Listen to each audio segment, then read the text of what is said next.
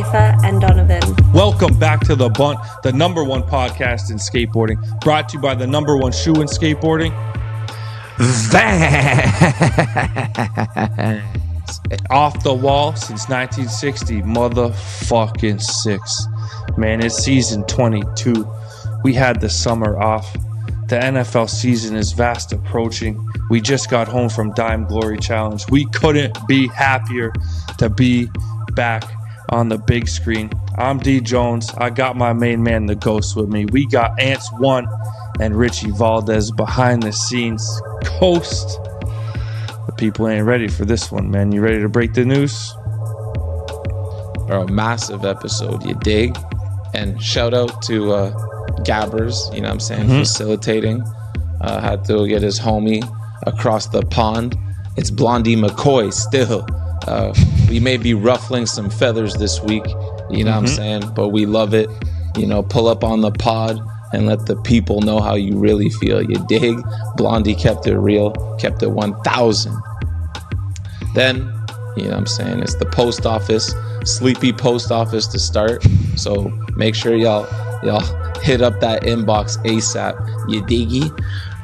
And then, oh man, the NFL fantasy.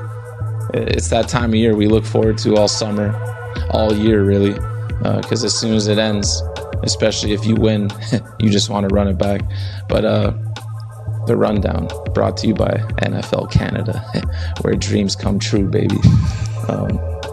That's what's really good so far these days. That's crazy. Oh, man. also forgive us because of our brains are slightly mush from Dime Glory Challenge, and shout out to the boys. That was crazy, but we just got back today and voices are slightly gone. Energy is slightly extremely low, so bear with us this week, eh? Dude, definitely just wanted to give a massive shout out to every member of the Bunt gang hollering at us in the streets of Montreal. The love was overwhelming. I appreciate everyone listening, all the listeners, man. Y'all the greatest. Please make sure to follow us on Instagram at The Bunt Live. Hit us up on our YouTube, youtube.com/@TheBuntLive. Hit up our Patreon, patreon.com/The Bunt.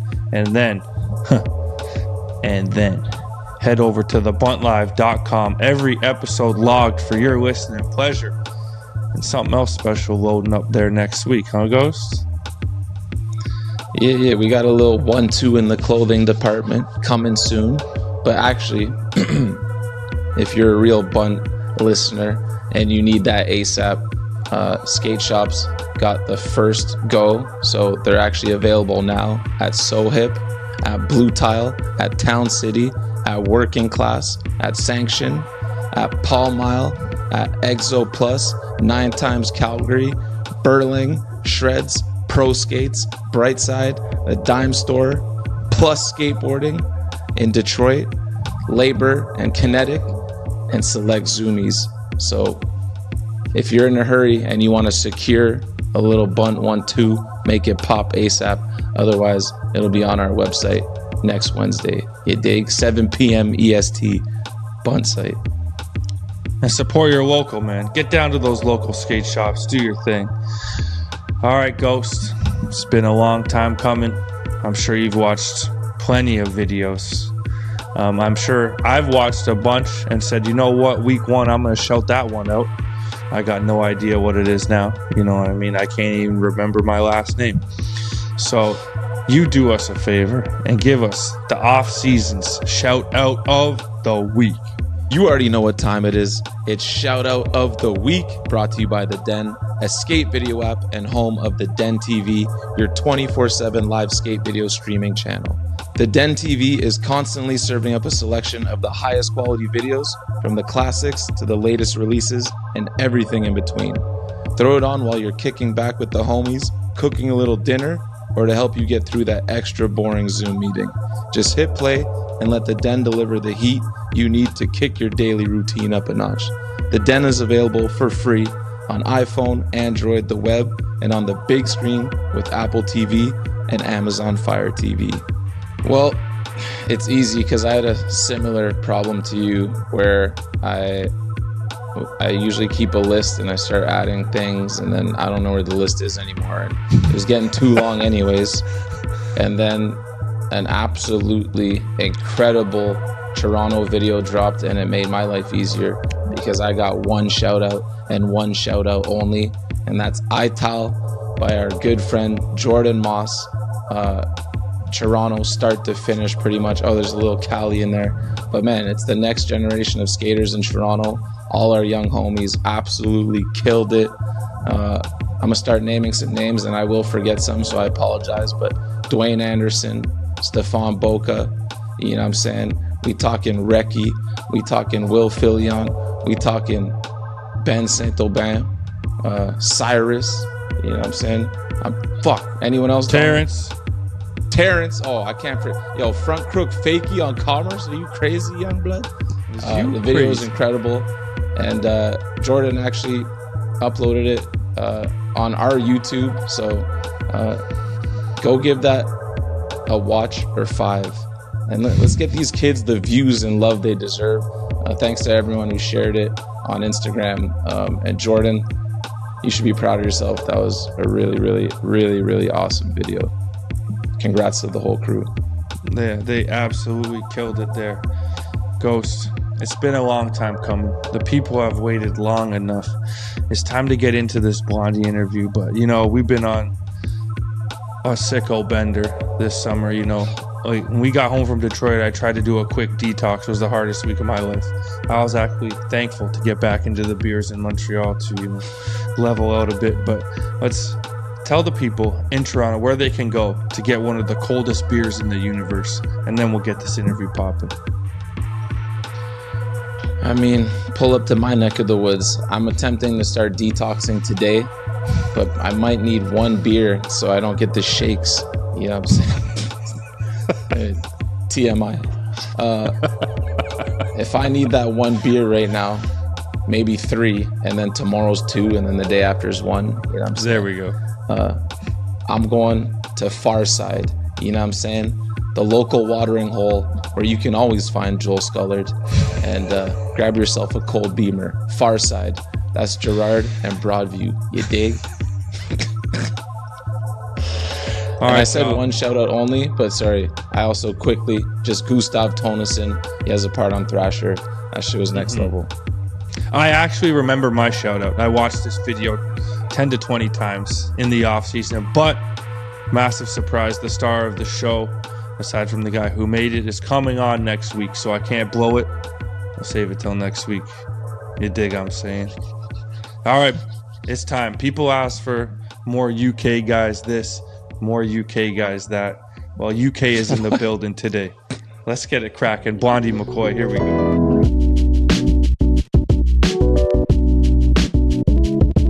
All right, very special guest in the building today. We've got Blondey McCoy. Man, what a pleasure having you here. Likewise, thank you for having me. So, Blondey, I know you've listened to an episode or two, picked through a couple. I listened to Daniel Wheatley's Rapid Fire. I listened to the first 10 minutes as well of Curran Capel's one. But Gab has just told me I never listened to the beginning of one because, you know, I wanted to. It's not personal. I just don't. I planned it so many times between the kids and this and that and the other. I just haven't found the time. That's my disclaimer to start this show off. Just to lower the expectations, lower the bar. No, it's all right. They're just little warm-up questions, you know. Right. Get used to each other here. The first one is favorite skateboard and favorite sports moment. The first thing that came to mind was the Nata spin for me, because I think it's a criminally underrated single trick. Personally, in my skateboarding life, it's not so much a pinpointable moment, but a time when I first started skateboarding in London with my good friend Jack, and it was really just the two of us. We both found it difficult to find anyone else who wanted to spend any time with us, so we had each other and we skated, and it was that spirit of before anything really, before anything at all, certainly before taking skating seriously, skating as a youthful spirit and fun.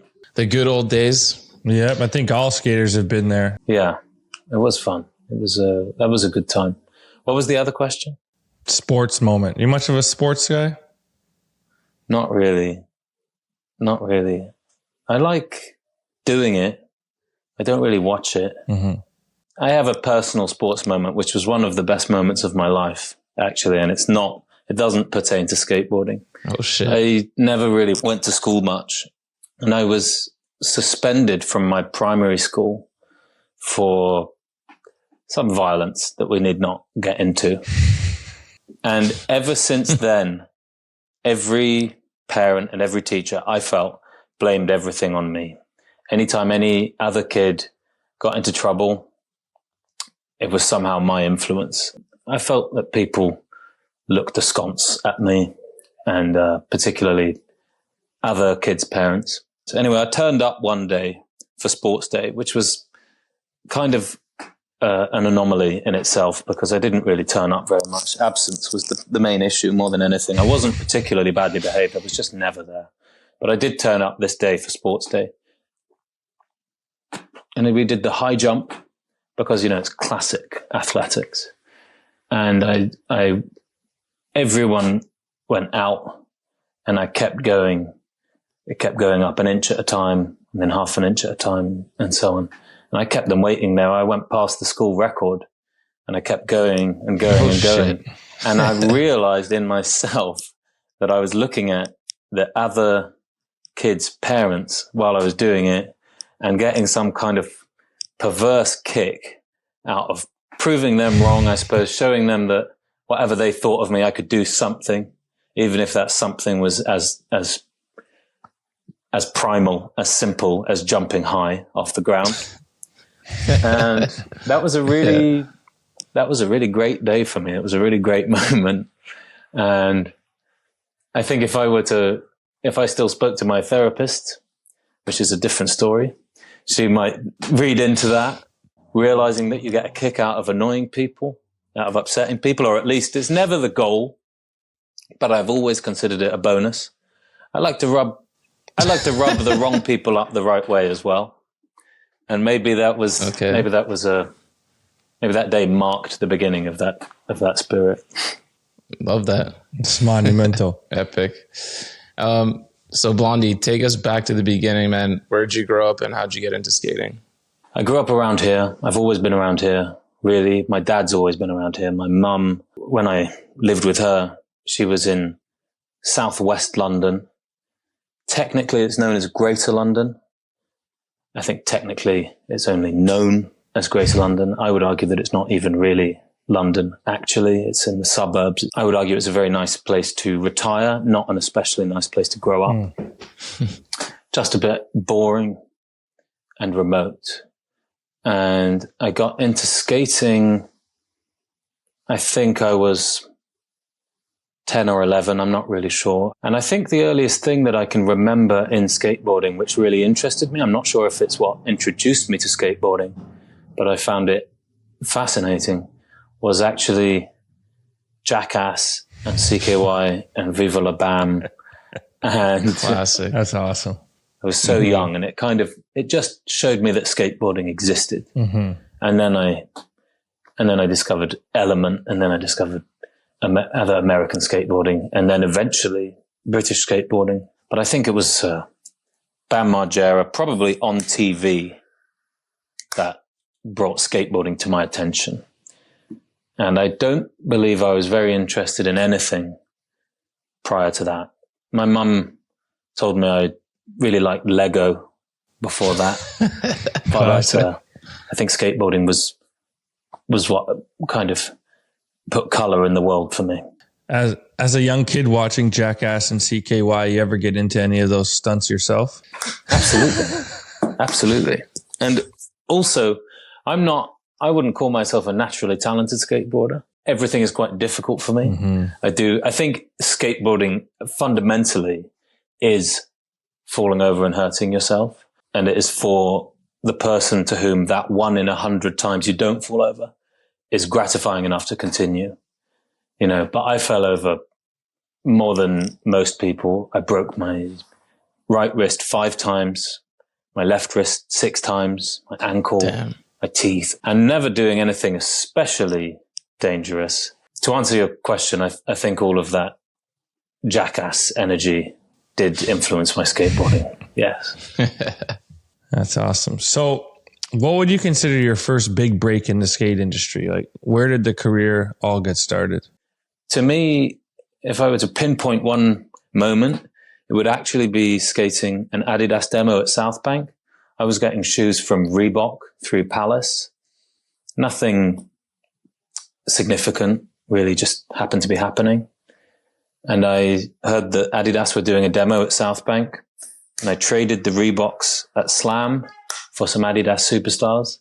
And I went to the demo and I skated the demo, and everyone, including the Adidas team, assumed that I was part of the demo. Basically, I turned up at this Adidas demo and acted like I was on Adidas. And within a few weeks, that became true. Wow. A few weeks later, I was on a trip. And a few months later, I shared a part, technically, with Chewy and Benny in away days there. That's a huge break. And that happens quick. So you went from 0 to 100.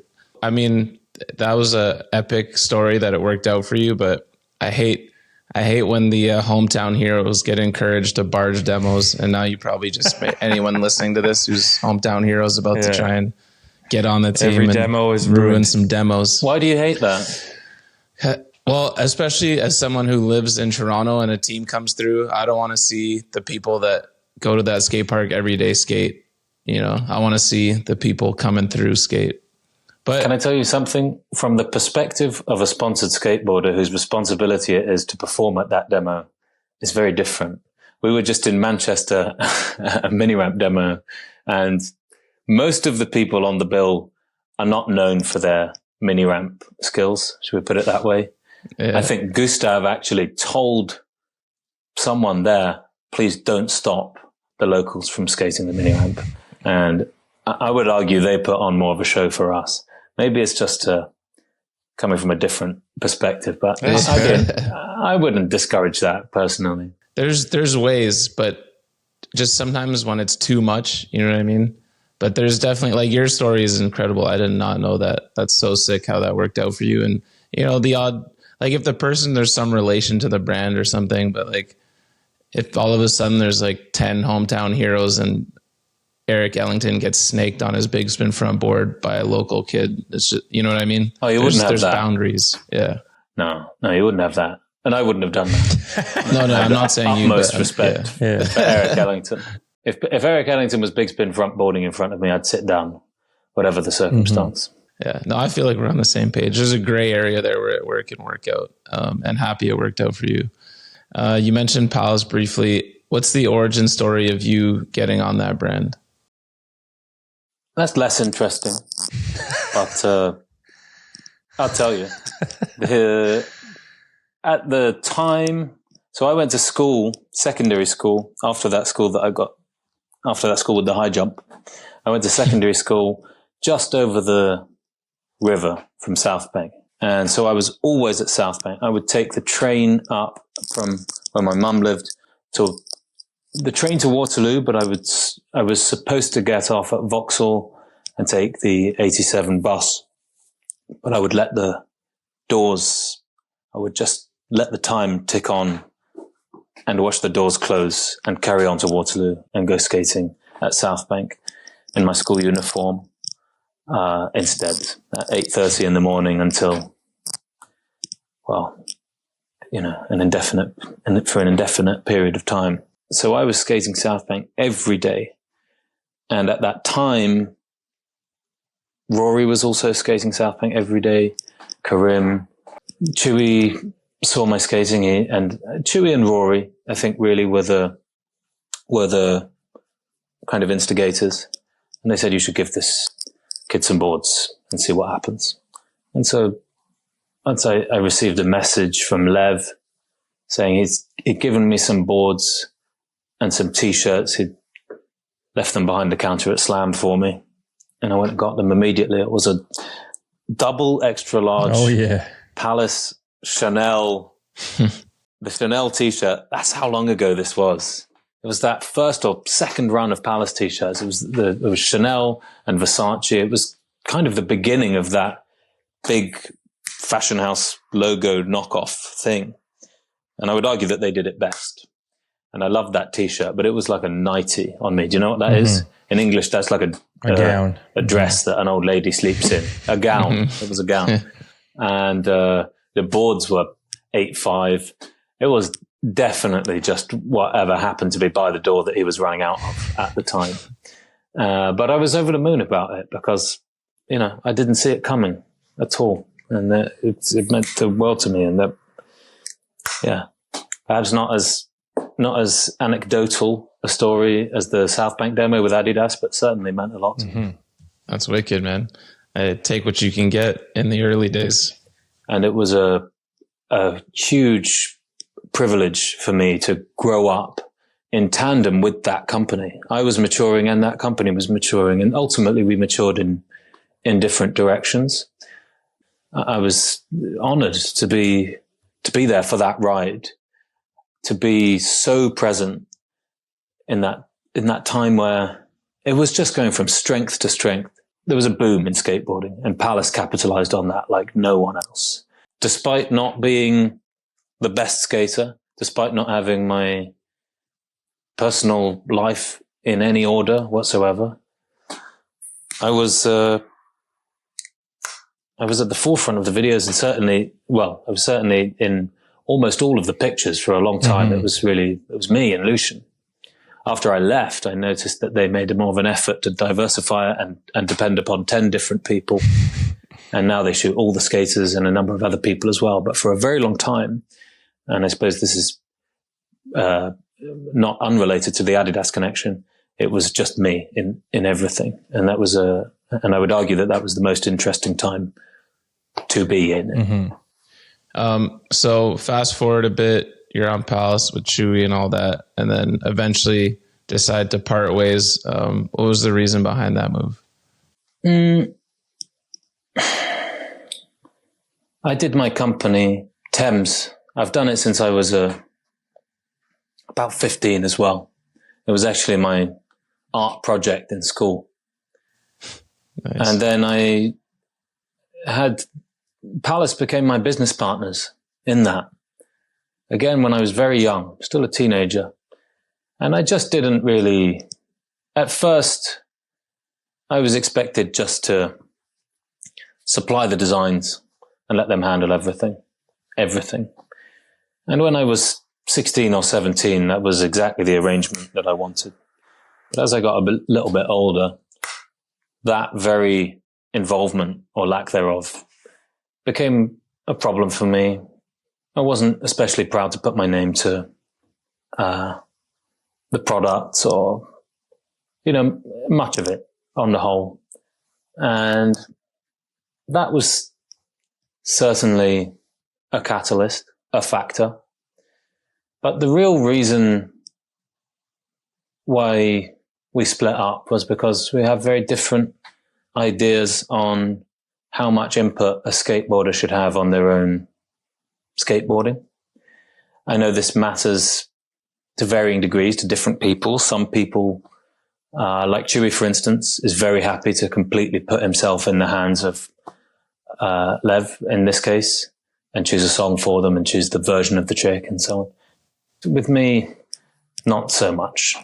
I remember really doing my very best to get multiple versions from multiple angles of tricks. And I thought that I would at least be able to see those tricks. But, I didn't want to really direct it to anywhere near the degree that I'm kind of fastidiously controlling now of my own company now. It was not, I don't believe that I was overbearing or wishing to be overbearingly involved. But there was a clear contrast there. I remember one conversation with Brady, who was the team manager at the time. He was just baffled that I would want to. And he said, but it's Lev's video. And I just realized that I just felt very differently about that. Of course, Lev is a mastermind video editor. Brilliant, a great artist as far as filmmaking is concerned. And there was never really actually any incidents. There's no particular incident where I'm gutted that he used that and not that, but it was more the principle of it. Seemingly, it was just not to be questioned, that you would just do, you would do the sweating and get it done. And then you just see if it were used at all, if it were used to this song, if it, and just something fundamentally seemed very wrong to me about that. So that's in a nutshell, it's that we had different ideas of how essentially my physical labor should be presented. That combined with the not really being totally sure that the Thames company was being run the right way. I mean, they weren't very transparent with me about that either. Not only, it was not just that they wouldn't show me tricks, they wouldn't really show me the accounts for the company, which I technically owned 50% of. Now, I know you could argue that the accounts, there wouldn't have been anything particularly significant. It wouldn't be a case of anyone's cheating me out of any significant amount of money. But I just wanted to be able to see them. I felt like I continued to be treated as a child when all I really was trying to do was, get an understanding of what the business which I started was doing. But, they sort of acted like I was hassling them to, ringing them up, asking them to read me a bedtime story or something. I don't think that I maintain that nothing I ever asked for was objectively too much. And also, when you're 15 or 16 and you start skating for someone and you're not close with your dad and you don't have otherwise at home a role model or a father figure, and suddenly you're around all of these 30-something-year-old men, you totally believe that they have your best interests at heart because you want to believe that. Even if they didn't necessarily say that, you want to believe that there's a trust there, that there's a mutual looking out for each other there. And you're a little bit heartbroken. You're a little bit heartbroken when you find that that's not exactly the case. When you find that they're kind of writing something, sneak dissing, I think is the technical term, slipping into product descriptions or captions in magazines, something which is quite clearly aimed at you. It's distressing. It was emotionally distressing. And I think, just as we're talking about it, and I've never really talked about this, but as we're here now, I think that they knew that my entire social life was Palace Skateboards. The PWBC skate gang was my gang, and they were my friends. They were all of my friends. I didn't have friends outside of that. And I do believe that they thought that there was some margin for disrespect because I wouldn't leave, because I wouldn't cut myself off from what at the time admittedly felt like London.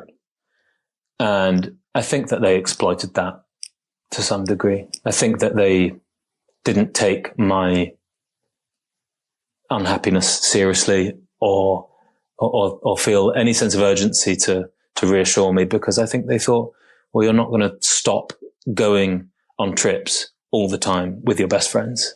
And ultimately I did choose to do that. And it was a little bit rough for a while, but I have stayed friends with those people. I see a lot less of them, but that's life anyway. You grow up, you go in different directions. And to be honest, even at the time, even though Lucian and I lived together and Rory and I lived together, we only saw each other on trips anyway. It's life. You stop being in these constructed situations where you're together and you realize that you just don't really arrange to meet up quite so much. But it doesn't mean anything. I'm still friends with them. When I do see any of them, we slip straight back into it, despite how much has changed in our lives. Sobriety was another big reason why I stopped being so close with a lot of those people. Again, not a pinpointable falling out, but you just realize that you're in the same room a lot less.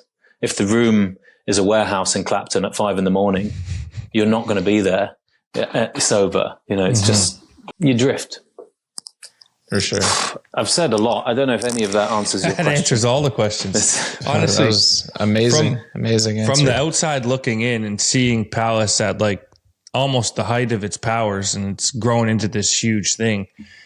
To see such a young kid leave, you know, it was shocking to like the skate world. It was like everybody had questions of why now? Like Palace, what more could you want from a brand to be on? You know, like popularity.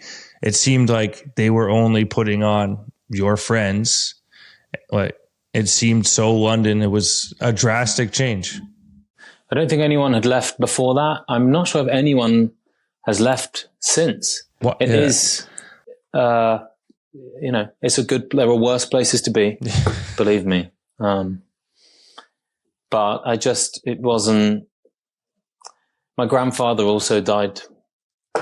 We're like, keep it light, mate. Oh, sorry, my grandfather also died at around the time of them opening up the shop in Japan. Very soon after the death, they said, "You're still coming on the trip though, right?"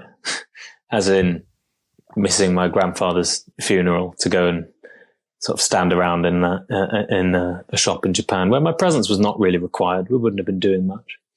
And that upset me so much, that suggestion. I asked myself what he would do or what he would tell me to do. And it was leave. It was take a bit of a chance and just see what else there was. And it was certainly no plan. I didn't have another board sponsor I wanted to go to. I'd shut down Thames because I didn't like it with them. I didn't enjoy Thames as a business. And I didn't plan on relaunching it. It wasn't very long before I realized that I really missed it and did relaunch it. But I had no plan. I just wanted to get out of that.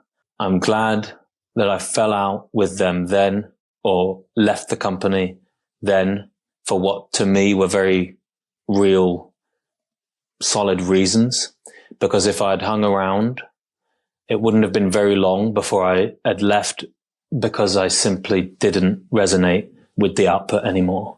It looks to me almost as though someone has bought it and is following some kind of brand Bible, how to run it, keep using these slang euphemism and phrases, keep using this music. That's my honest opinion on that company and its output. Fair enough. We're not even in the rapid fire round. Yet. The night is young. When you became a fire hydrant, you were proud. Most of your iron siblings ended up as scaffolding. No shame in that. They're holding up buildings, but you were chosen to be part of something greater. You were placed across the great city of Los Angeles to protect and serve. Your purpose was to save lives, or so you thought. 10 years in, and not once had you been used. Not even on hot summer days when kids crack hydrants open to play in the water.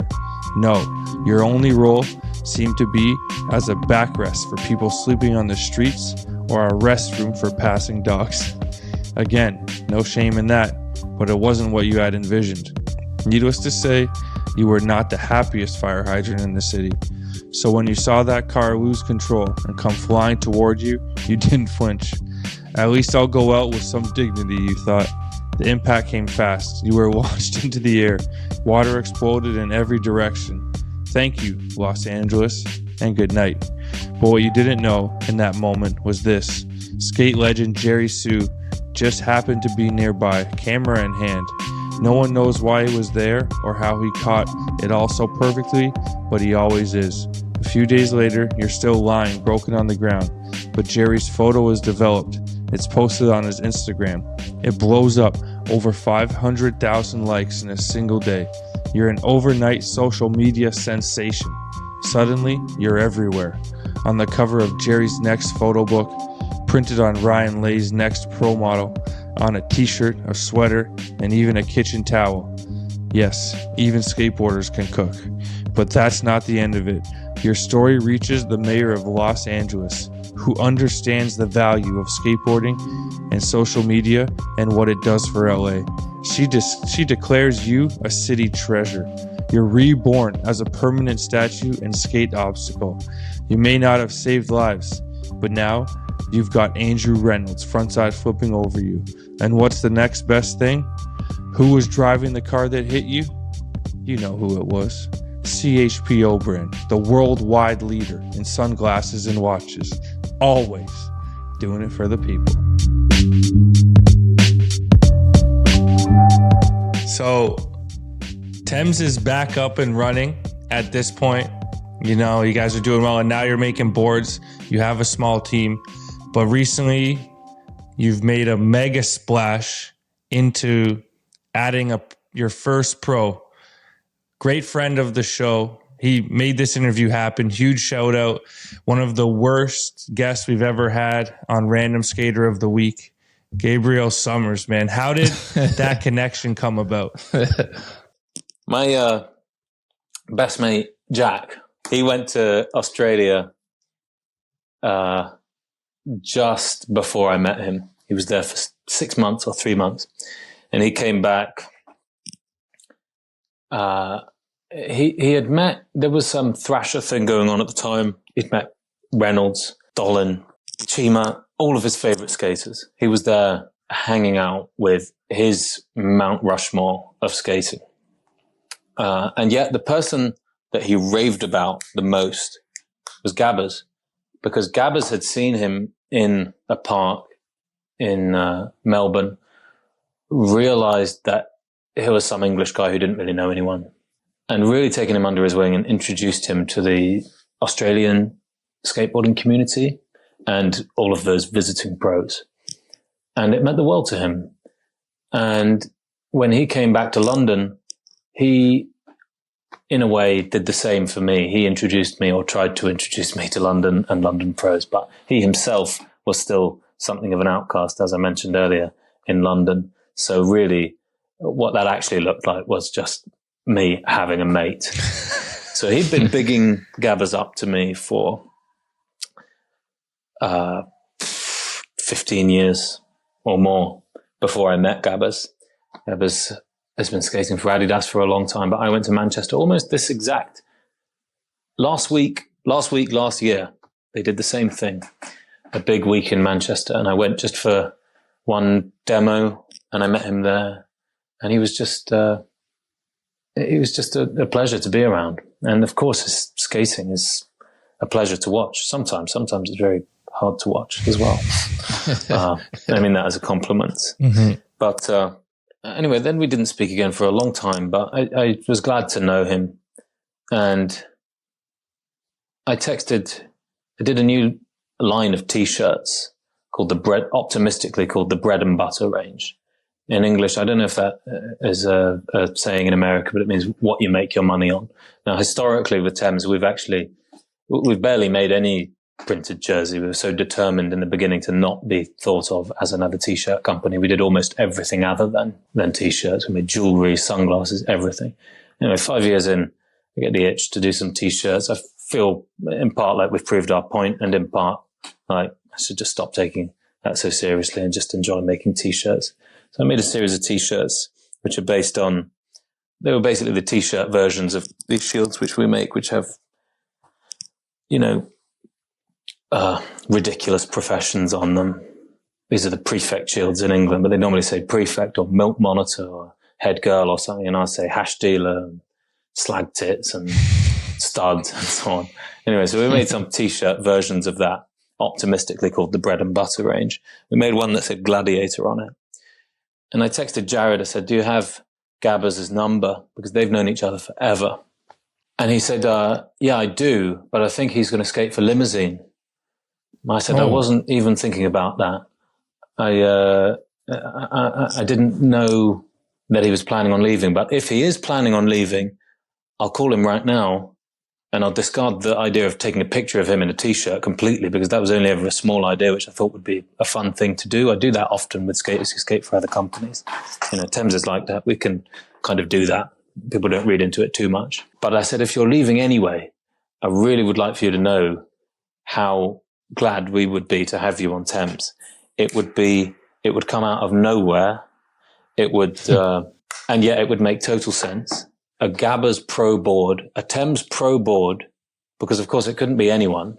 A Gabba's Pro board seemingly falling out of the sky, and very quickly. I said it has to happen immediately. Will mark the start of that new skate-focused era of Thames, and that's exactly what it's done. Mm-hmm. And it just, it came together in a matter of days. We printed them in London because I wanted him skating them immediately. Yeah, and I think he was only not pro for about 5 days. I know that he's a big deal, but I was surprised by how many people were enjoying playing the guessing game when he announced that he would quit, that he was quitting Zero. Mm-hmm. Hundreds of comments online guessing where he was going. Not one of them guessing Thames. Nope. And I really wanted to keep it that way. Wicked. Yeah, we were pleasantly surprised. Hype for the big homie. Did Jamie Thomas hit you up? Coincidentally, I met him the next week in Paris, and he was very nice about it. He congratulated me. He's probably happy for Gabbers, man. We went to Dill's art show, and someone took a picture of me, Dill, and Jamie Thomas together. That's wicked. And epic. And captioned it "Nightmare Blunt Rotation." And you know something? I understand that. I get that. I don't mind. That's wicked. That's amazing. Okay, we're gonna take a bit of a left turn here. What's the longest taxi ride you've ever taken? I think you're probably asking this because of Jared. If you reached out to Jared, when I was filming for my Freedom 19 Adidas video part, Jared had just moved to the UK. He'd just gotten on Adidas, and he came with me on these trips. And at this time, this was perhaps a different time for Adidas, perhaps a different time for me. You could charge a lot to the game, so to speak. We were skating in Rome, and I decided I wanted to skate something in Milan instead. And we just missed the last train. So we asked a taxi driver there, "Can you take us to Milan?" I don't know how long it is. It was through the night. It's a significant journey. He said, "You want to go now? To Milan?" "Okay, I need to call my wife." And then he got in the car and drove us all the way from Rome to Milan to go from one 5-star hotel to another and skate. Wow. I don't even know what it was. I probably didn't even get the trick. It was me and Mike O'Mealy. Do you know him? Australian, Irish, legendary skate photographer. Good old friend of mine. And Jared, who I barely knew, who had tonsillitis, bad.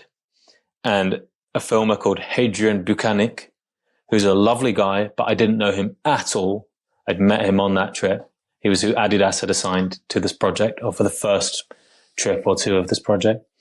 And we were in this taxi, and I connected to the Bluetooth, and I started playing because, Mike's got a similar sense of humor to me, and he knew that I didn't really know Jared. And more crucially, Jared didn't really know me. I started playing this old, long poem called Under Milkwood by a Welsh poet called Dylan Thomas, read by Richard Burton. And it's just nonsense. I mean, it's not nonsense, but there's no narrative. It's just rambling. It's Bible black in the starless town. It just goes on and on and on. And me and Jared's trying to read his book, and he's feeling his death warmed up. And Hadrian's looking at him like, is this guy serious? And me and Mike are just side-eyeing each other, just absolutely cracking ourselves up at the discomfort that we were putting those two in.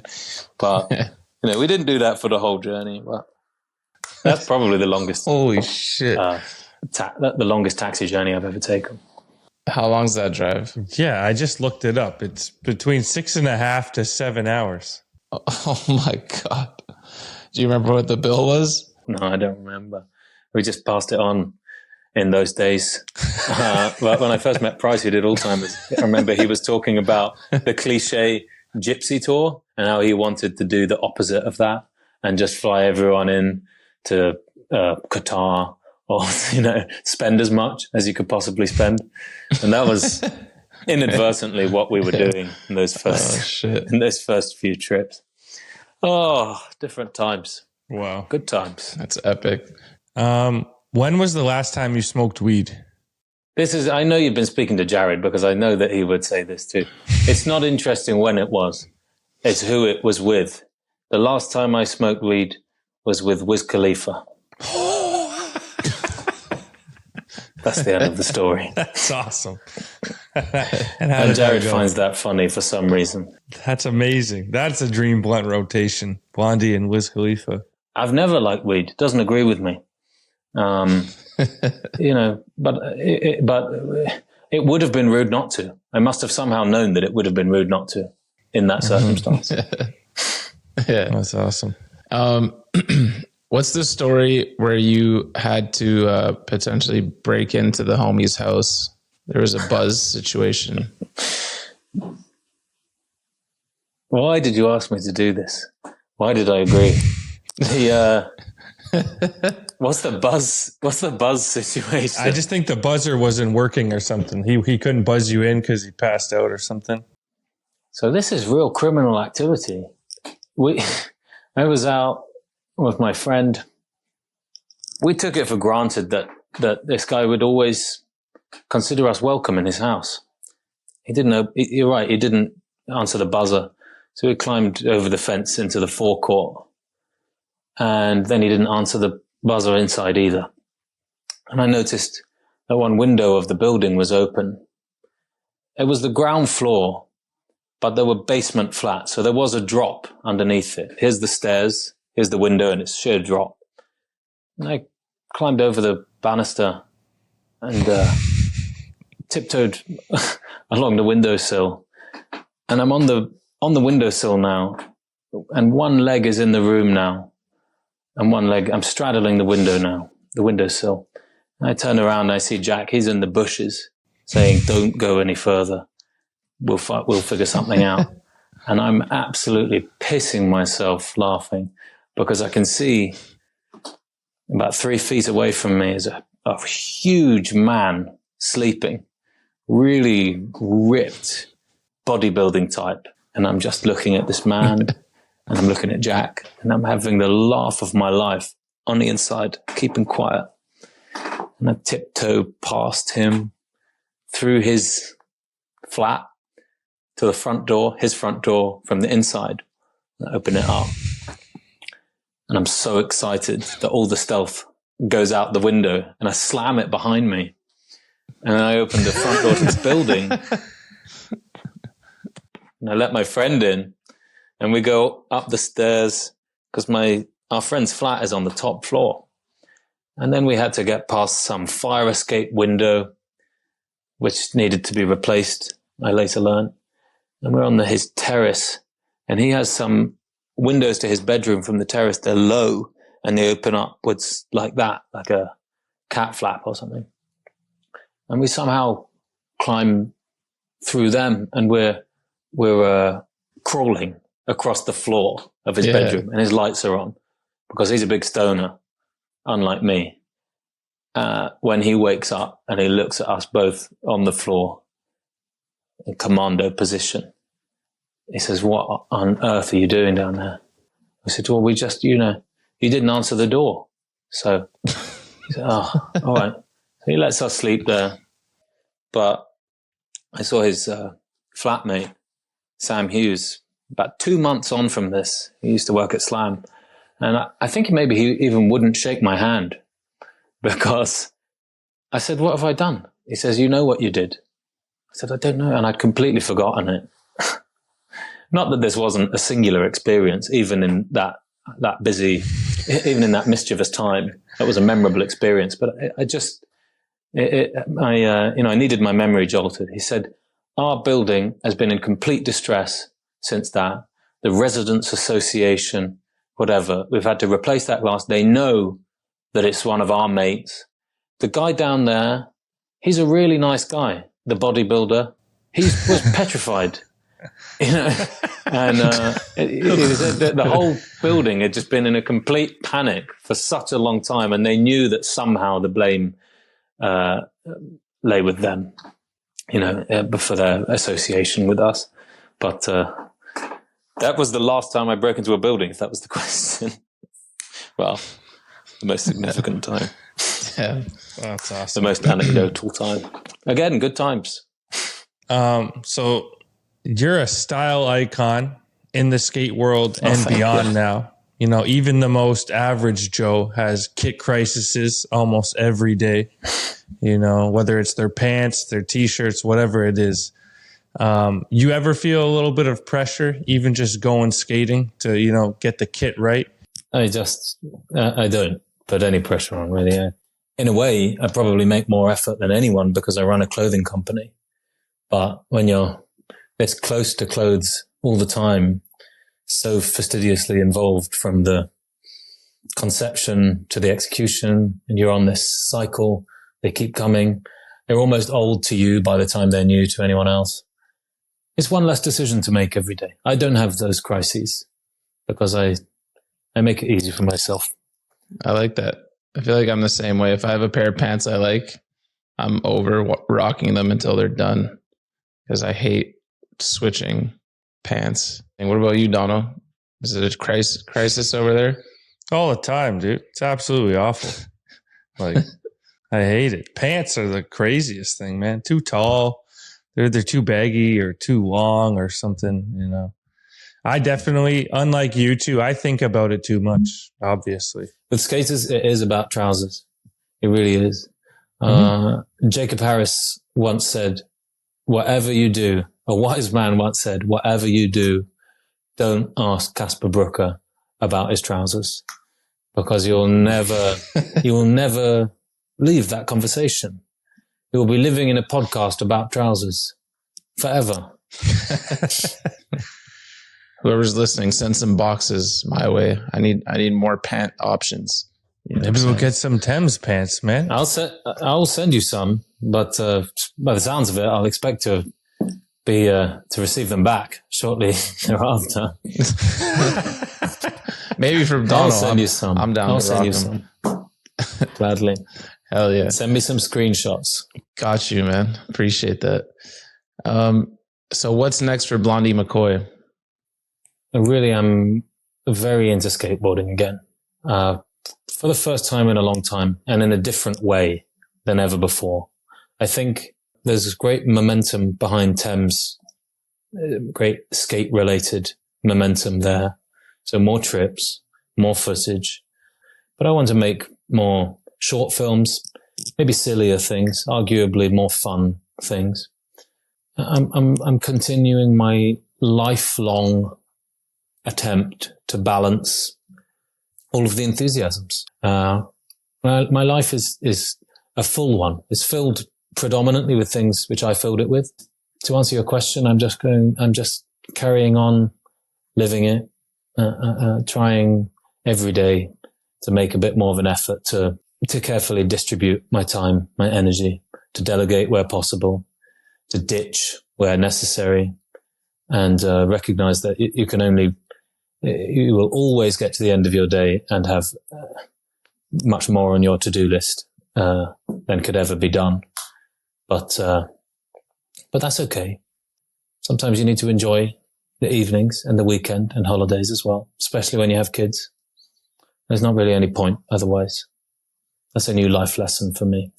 Love that. Absolutely love that. And thank you for taking the time with us. My pleasure. Busy man over there. It's my pleasure. I got one follow-up with Thames. I'm sure you probably wouldn't want to spoil any names, but do you plan on adding more pros down the line? Down the line, sure. The Gabbers acquisition is doing what it was supposed to do. It's not just telling people that Thames is taking skating seriously. I feel that that's reciprocated. I feel that skating is taking Thames seriously. And certainly there have been a number of people have messaged me either bluntly or cryptically, now that they kind of know that I'm open to, or it seems that I'm open to putting more people on, that there can be such a thing as a Thames Pro.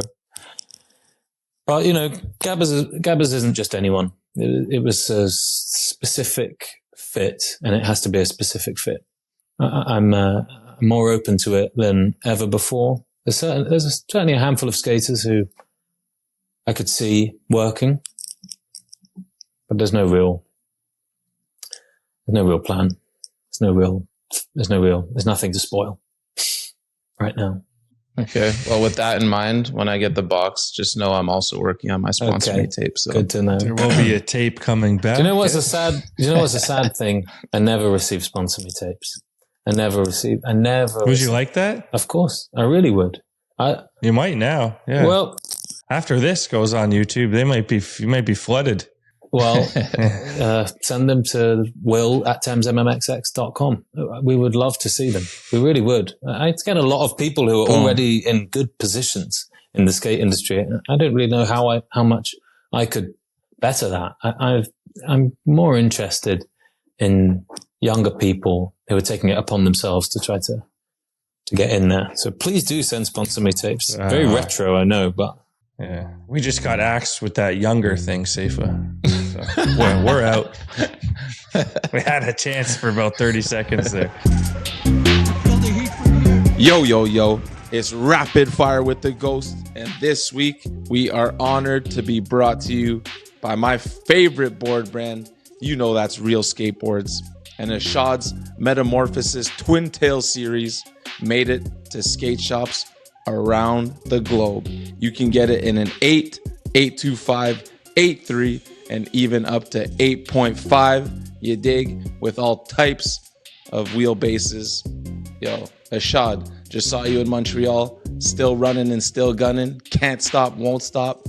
A GOAT of this generation. Go grab yourself an Ashad Twin Tail and see if you can switch frontside flip and frontside flip off roofs. All right, Blondie, you ready for a little rapid fire? Sure. Probably won't be that rapid. I'm a rambler, as you've noticed, but why not? All right, let's get it. Favorite skater? Mark Gonzalez. That's an easy one. Has anyone said that before?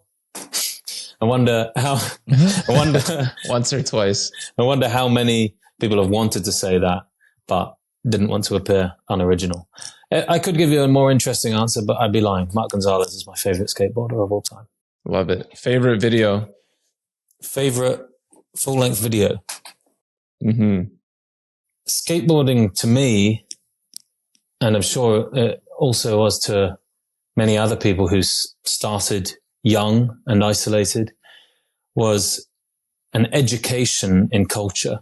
So Baker 3, for instance, using the Cramps, Black Sabbath, Morrissey, Bowie, Biggie, Lou Reed, and so on. Not that any of those artists are necessarily the most important artists in the world to me, but to discover them all in one go and in such a way was more than impactful. It was more than skateboarding. It was like suddenly there are things in the world. Suddenly there is energy. So that meant a lot to me. Everything coming out of that camp, Baker, America, Deathwish, that all meant a lot to me. But if I have to pick one single video, which I know that if I were to put on now would resonate with me just as it did then, if not more so, it has to be Minefield, Alien Workshop Minefield, because that Great video, choice. again, is beyond tricks. This is more than skateboarding. America, this is skateboarding. Alien Workshop Minefield, this is beyond skateboarding, as far as I'm concerned. Greg Hunt is a superb filmmaker, and he and the whole team, some of whom were just breaking out at that time, others, it was their last push. They did skateboarders, all of us, as a people, as a species, they did us proud with that video, in my opinion. If I didn't skate, 100%. If my son skated and I didn't skate, my son does skate now. I mean, he's 4, but he's skating. He asks me, he says, "Can we go skating?" And I say yes. And I try to contain my excitement because I don't want to put pressure on him. But anyway, let's not get sidetracked.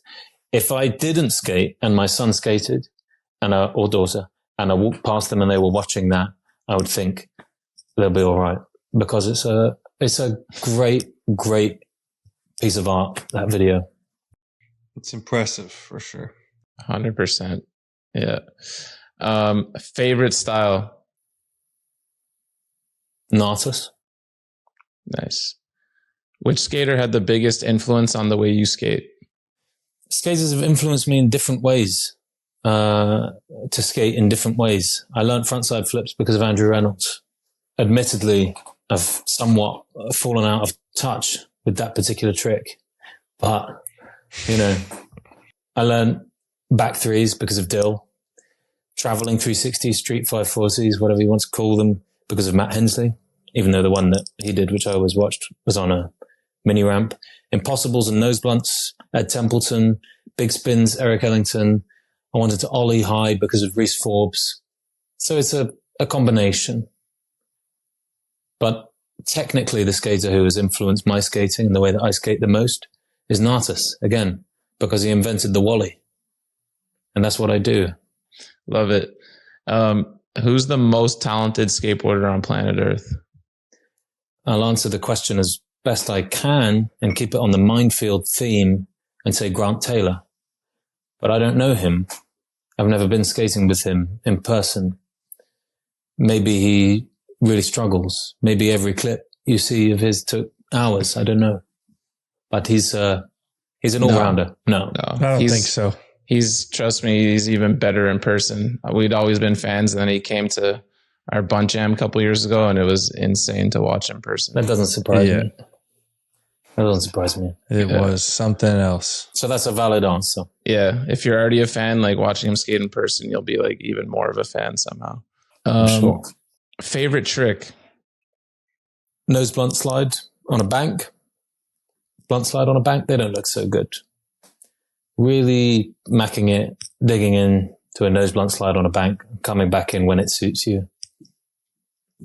It's quite a feeling. Damn. Never done one. Now you're making me I gotta figure one out this summer. We gotta find a nice little mellow one somewhere, Donald. You done one of those before?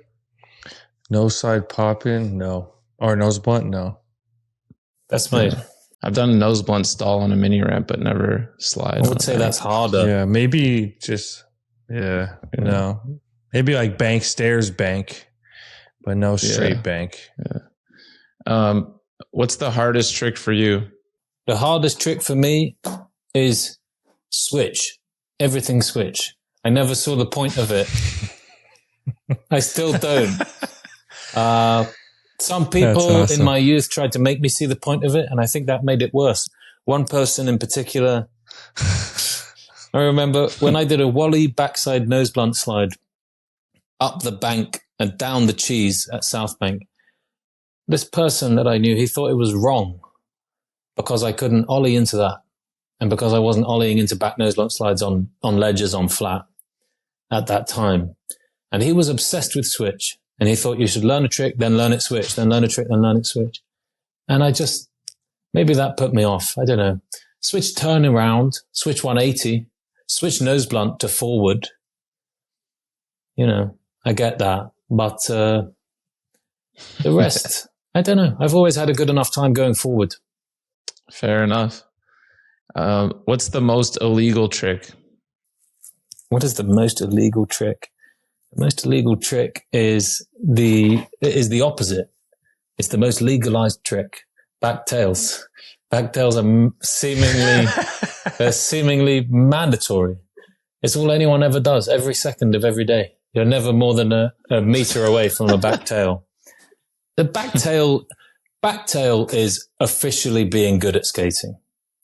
And as I think we've established, that isn't something that I'm necessarily interested in.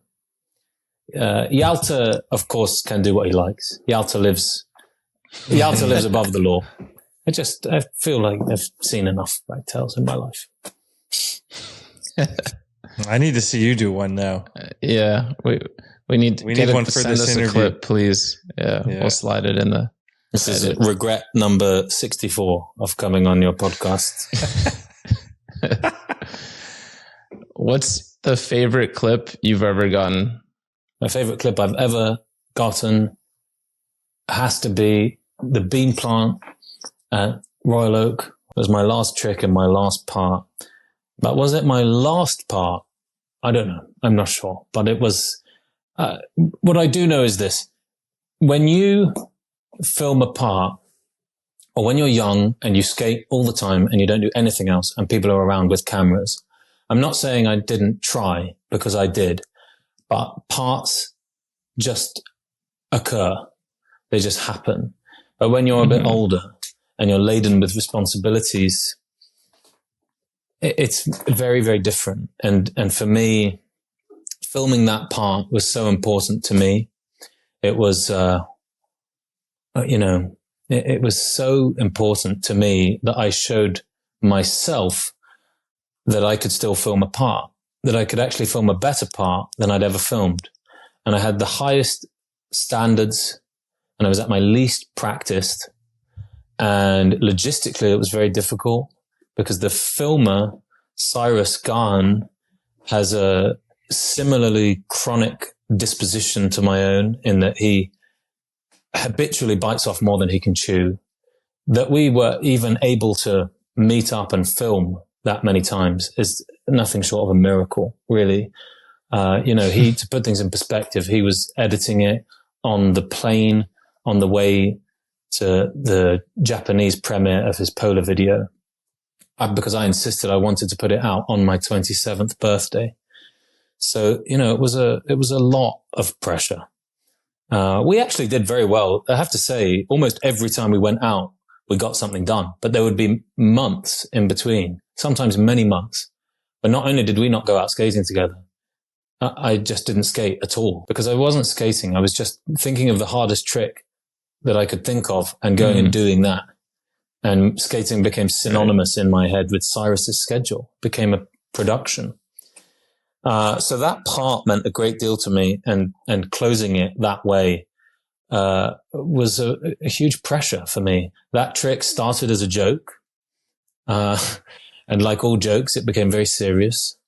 And like many jokes. And so I tried it kind of just mucking about. And then we went back, and I only had about 20 minutes. So I could only really warm up, and then it was time to go. And then we went back a third time, and the batteries just suddenly stopped working. And then we went back a fourth time, and it was raining, or it was really slippery. We went back several times, and it became, not only it was a hard trick for me to do, but it became a personal Everest in my head. And if you've ever been there, there's all the train tracks just to the left of you. It's deafeningly loud. It's not a very pleasant place to be.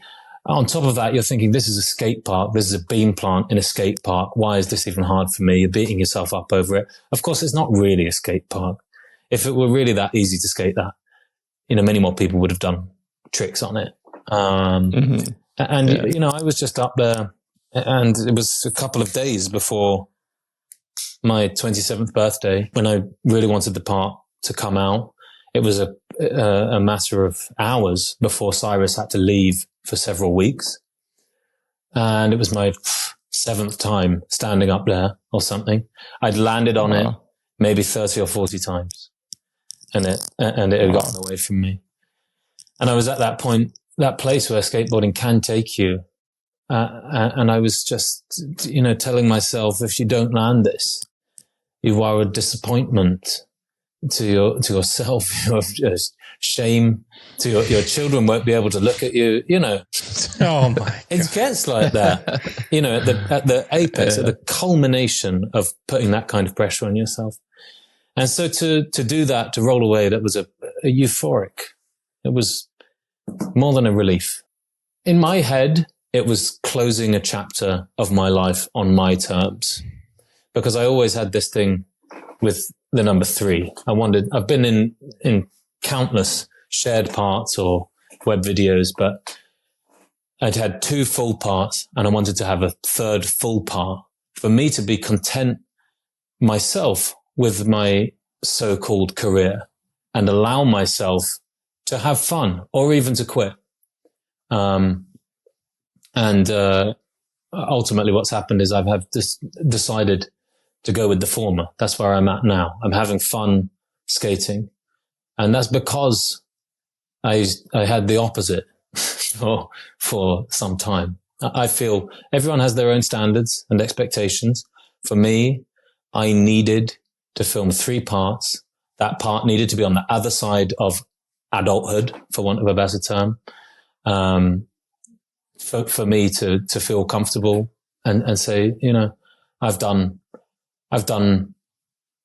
the best of my ability as a skateboarder, and now I can enjoy myself. But, you know, as I said, once you start enjoying yourself, you realize that you're learning tricks again. And I feel it creeping up on me, the desire to film another part or, you know, I'm skating so much more now I'm retired. You know, that's how it goes. All right. Worst trend you've been a part of? Selling T-shirts with drugs on them to children.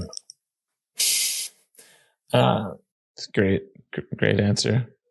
It wasn't me directly selling them. I was in the pictures.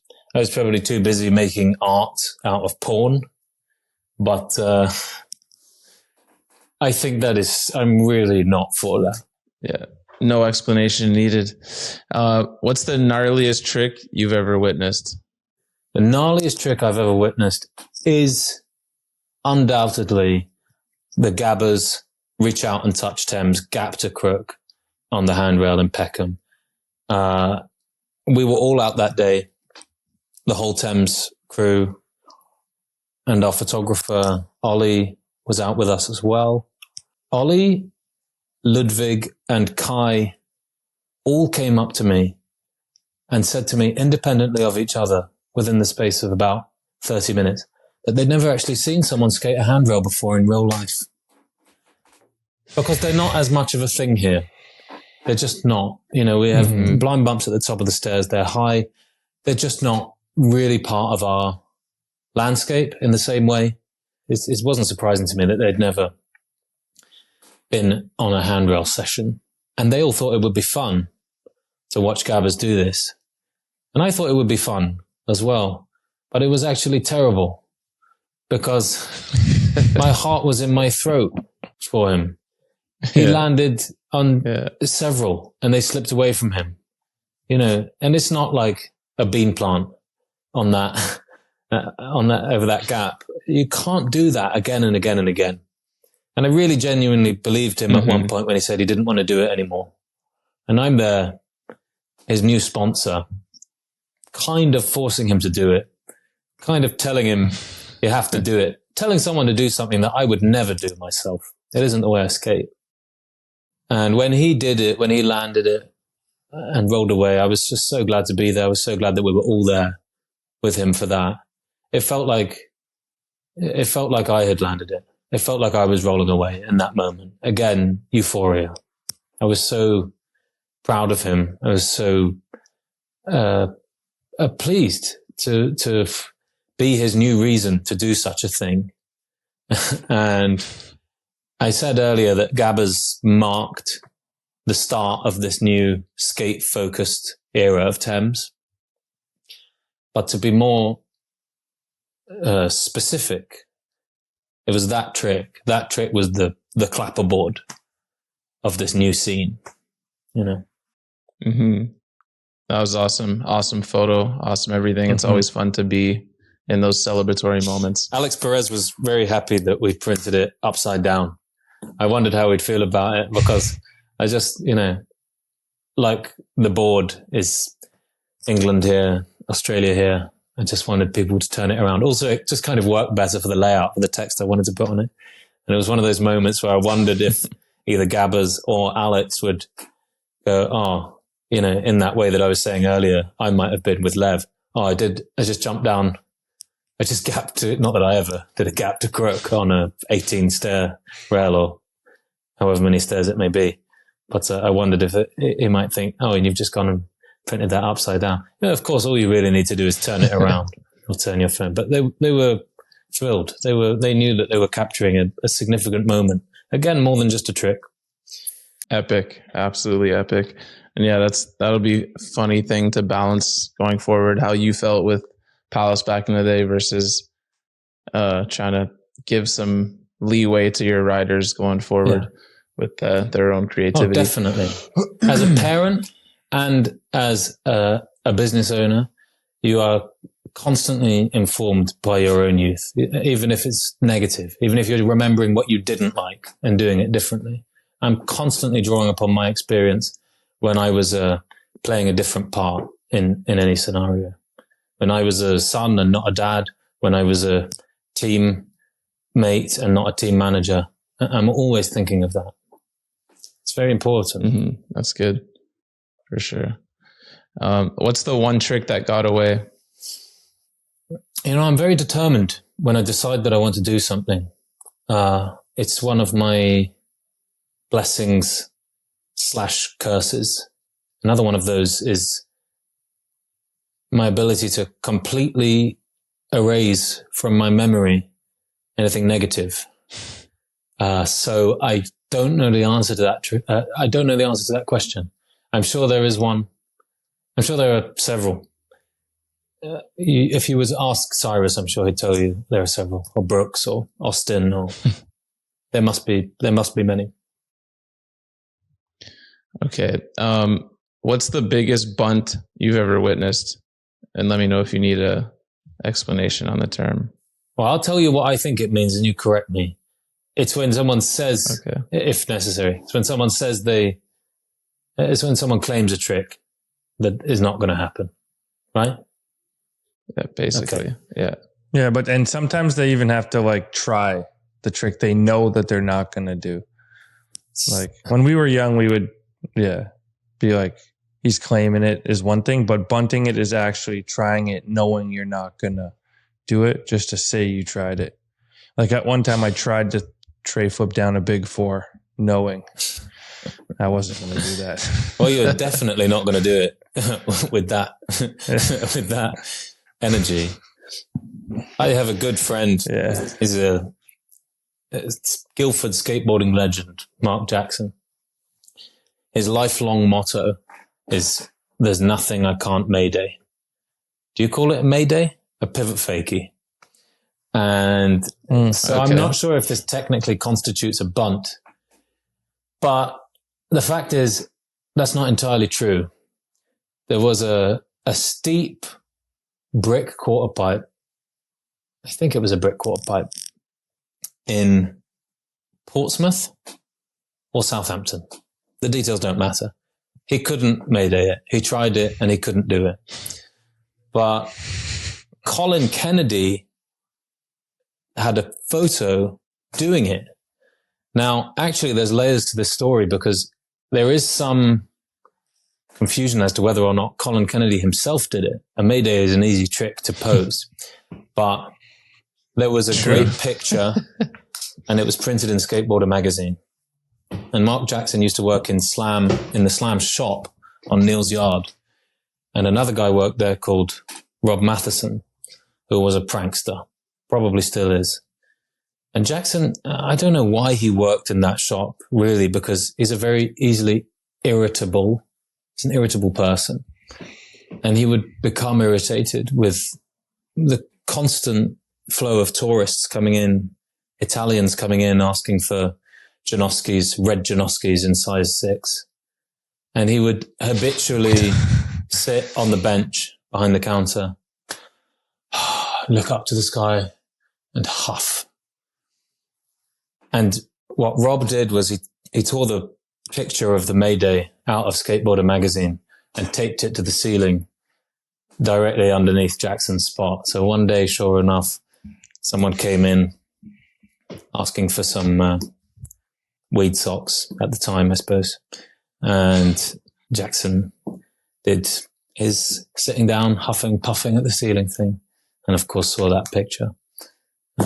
Funnily enough, Rob is, I'm going to give you a double-barreled answer here because Rob has possibly himself the biggest bunt of all time.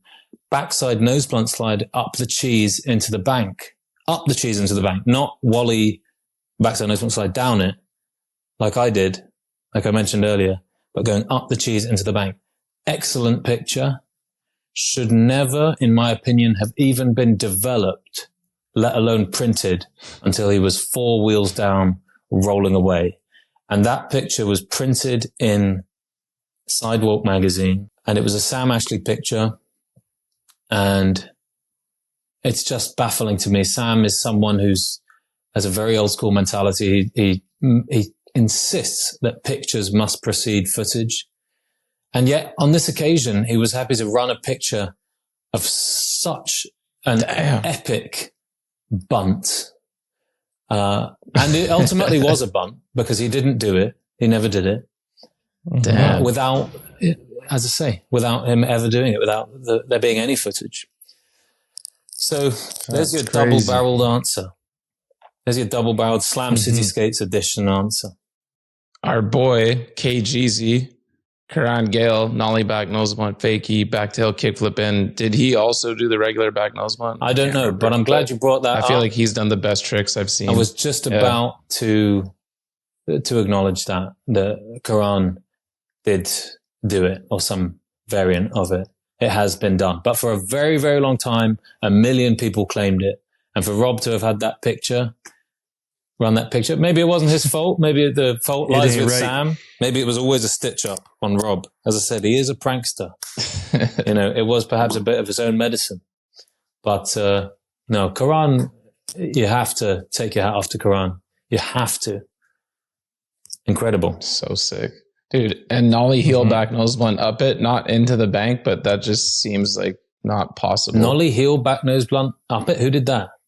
He did as well. Not into the bank, because you could move it, right? Oh, no, there's two cheeses. There are two cheeses. But if he did the one that's on flat, then that's quite high to nollie back heel into. Well, I haven't seen that. Yeah, he did that. Yeah, it's in. He did that. Can I change my answer from when you asked me what's the best feeling trick? It's actually back nose blunts on ledges, not front nose blunts on banks. I've changed my mind. Okay, is that take allowed? them both. We'll take them both. Yeah, for sure. Absolutely. What's the last new trick you learned? Nollie front foot impossible on a beamer. Oh. Yeah. I took a beamer out the other day because I was skating in Paris. I was trying blunt slides. On this bank, I was going far. My wheels were so flat spotted, and I didn't have a tool. I'm not that back into skating that I have a tool.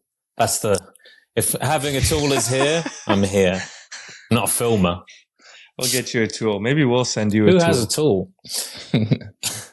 But my wheels were totally flat spotted, and the only board I wanted to skate. I'd arranged to skate, and then I realized that. So the only other board I had was, in fact, it's right here. I'm literally looking at it. This is Mark's board. And nice. It's a big old It's one. a big boy. It's so big that he couldn't bring it back with him on a visit a few years ago, and he left it with me. I said, do you want me to post it to you? He said, no, don't worry, just hang on to it. So it's just been there gathering dust in my hall for a long time. But I took it out the other day, and I found that I was doing tricks that I wouldn't normally do on it. Smiths, you can't not Smith on this board. You cannot not Smith on this board. And nollie front foot impossibles, that's what was happening. I don't know why. I don't know what precipitated that. Jared and, if I remember correctly, Jared and Gabbers were playing skate, and I was just thinking of lethal blows. That's a guaranteed letter. What's your dream job after skating? I like things as they are now. I like being a filmmaker, being a designer. How's being a podcaster?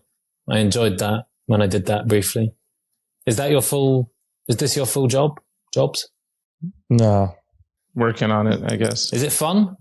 Who knows? Not this one, obviously. I know the answer to that one. But in general, is it fun? Yeah, it's the best working with Seifa. Yeah, it is. It's a blast. Love it. Absolutely. We've met a lot of great people along the way who we're friends with now. So it's been great. Gabbers is one of them. It seems like you're going about it the right way. No one has had anything but good things to say. They said, they had some specific things to say. A few people who I told I was doing this, they said they're very nice people who get people to be very nasty. And that is a talent. As you can tell, we're almost at that as time. you can tell, I don't need much prompting. I don't need much encouragement. Favorite local brand? Local? I have nothing, sadly. I wish I did. Dancer, Yalte's brand. I don't know very much about that beyond the name and the squiggly man, but I like that. I like them. Speaking of Yalta, Hard Body, I'm very glad that that's happening now. Again, I really like the name and the graphics I've seen. Heroin Skateboards was the local brand when I grew up. And it's funny because now that's American. Really. It's super American. And I saw some of their boards recently. I saw someone skating a board. I saw a heroin board in real life the other day in Manchester, which Foz would have been very especially pleased about, I'm sure.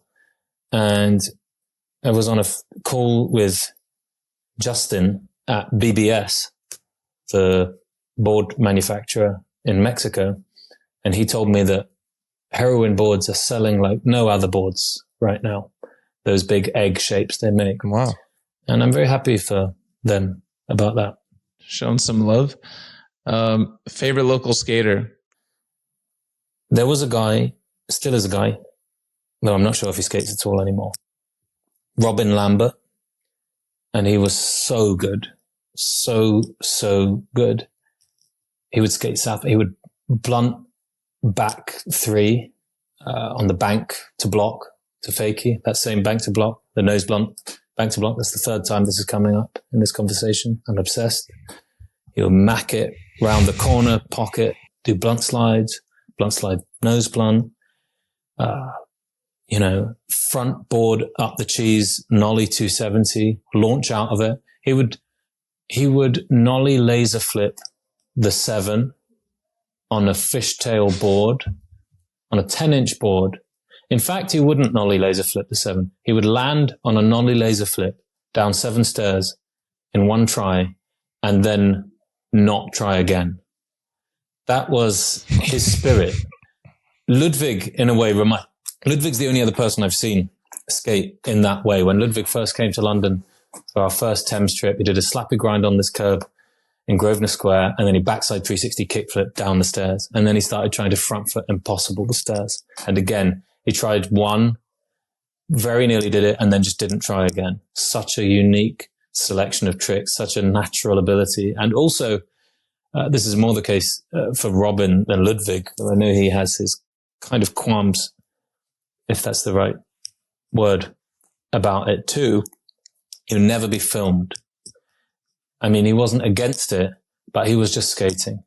If you saw him, he was doing what he did in his own time. And his own time, incidentally, was about 8 a.m, same as me. So I'd be there in my school uniform and he'd be there doing huge, sliding 7 or 8 feet in blunt slide, bean planting back in, fast planting. And if you caught it, you were just lucky to catch it. He was getting boards from death for a while, but he was certainly never plucked from obscurity, nor did he seem to want to be. But he was a local hero. He would have been welcome in my demo any day.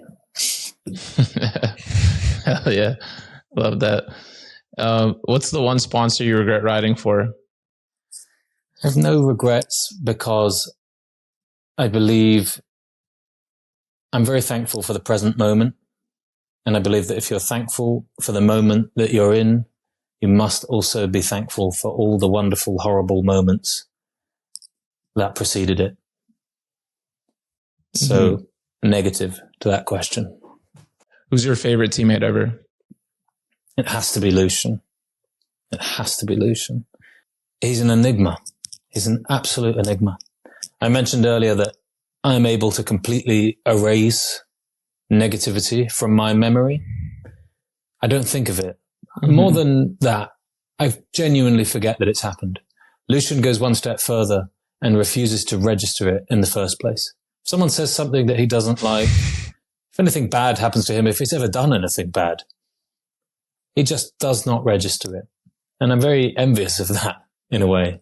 He's a fascinating person to watch, an incredibly loyal person, a great skateboarder, of course, but just hilarious to be around. Every night is a different story. Every single night. Damn.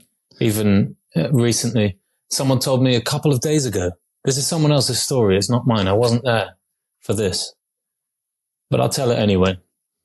He was at Benny's house, Benny Fairfax, and he lived with a girl called Shelley, really nice girl, and she had made some soup. And this is the day after the night before. So, of course, Lucian's still going. This is in the afternoon, though.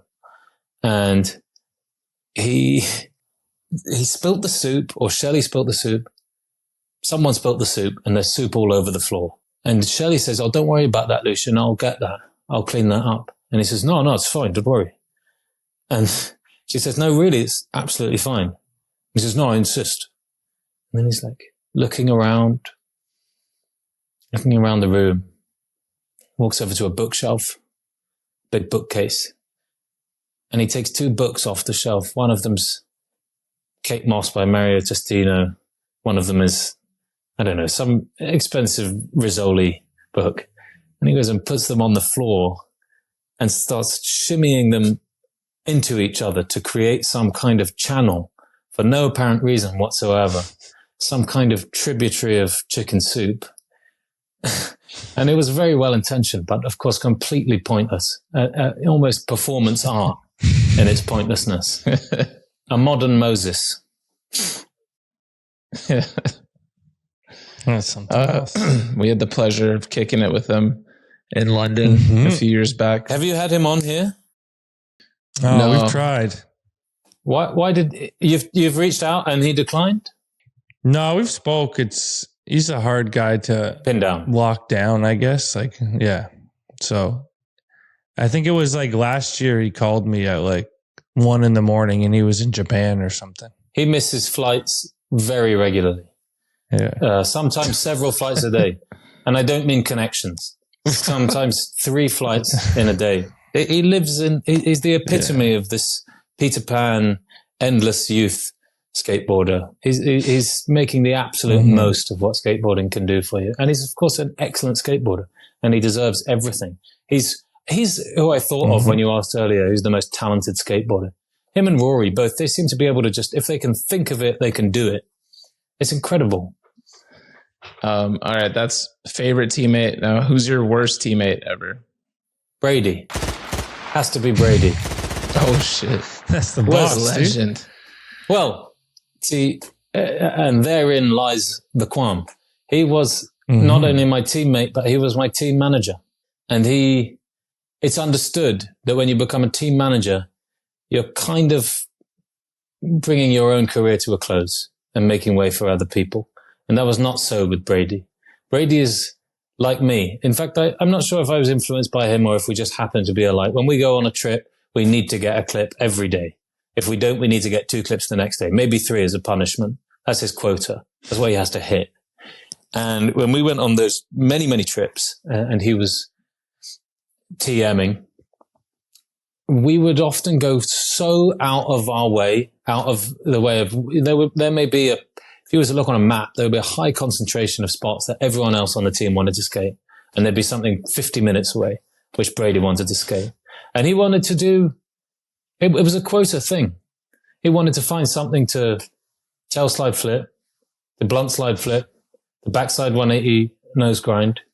You know, he's an excellent skateboarder and I respect him. But the things that he was casting aside, what he was casting it aside for was just his own personal neuroses. And so in that respect, he was a selfish team manager at that time. I've heard he's much better now.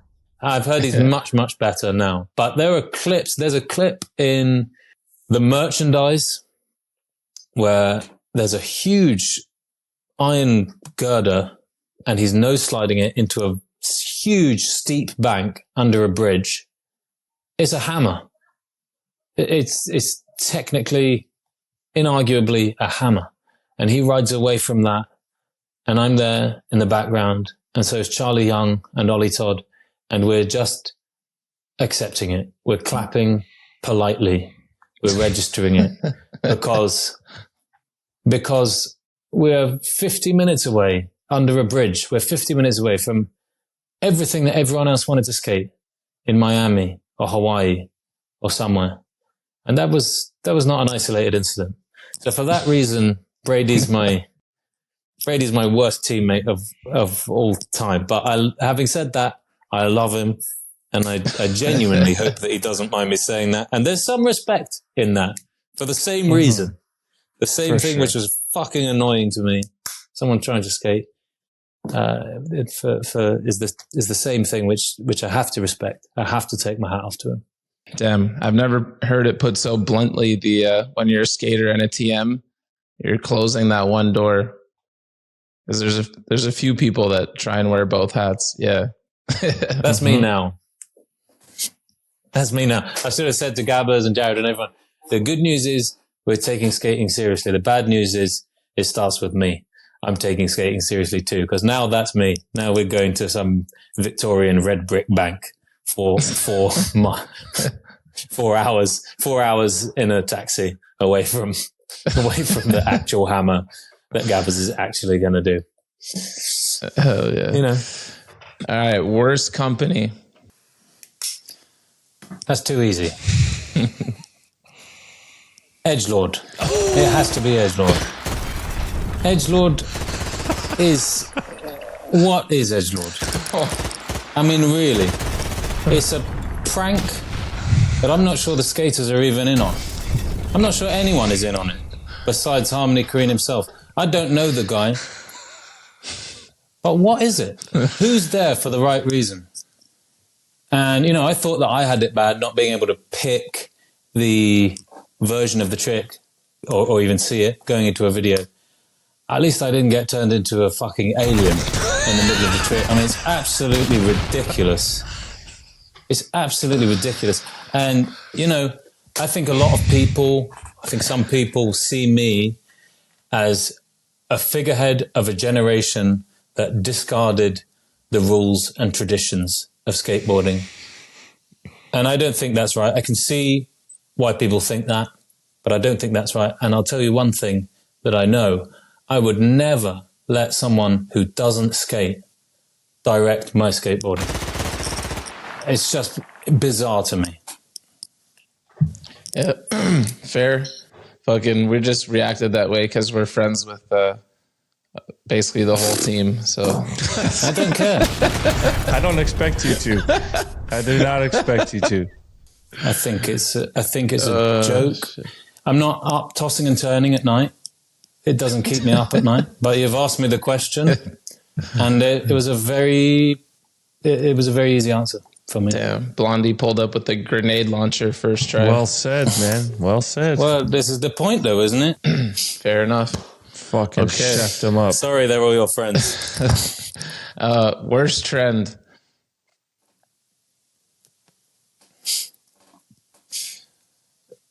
I don't like it when people skate in headphones.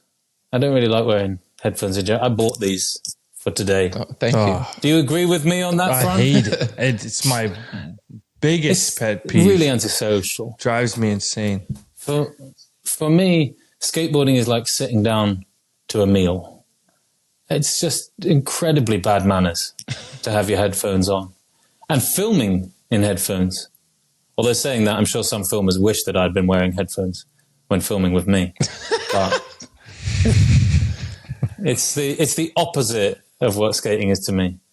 Well, Ellington, like Yalte, is allowed to do whatever he wants. Yeah. There's always an exception. Yeah.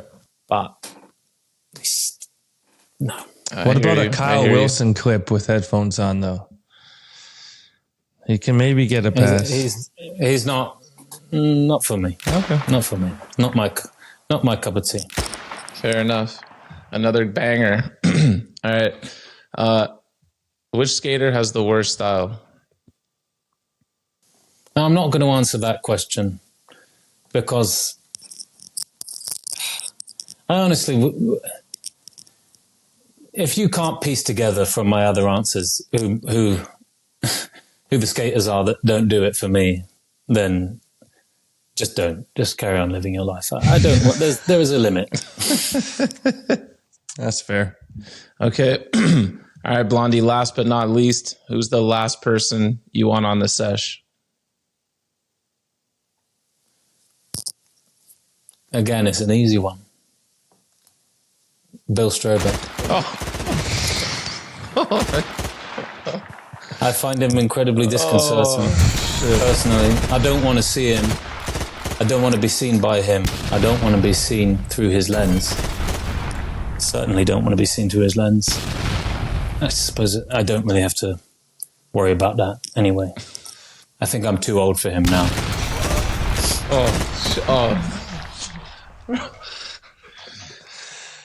Blondie. Jesus. Woo. You know? Can we end on a positive? Yeah, of course. Absolutely. Do you have a question for us? You didn't.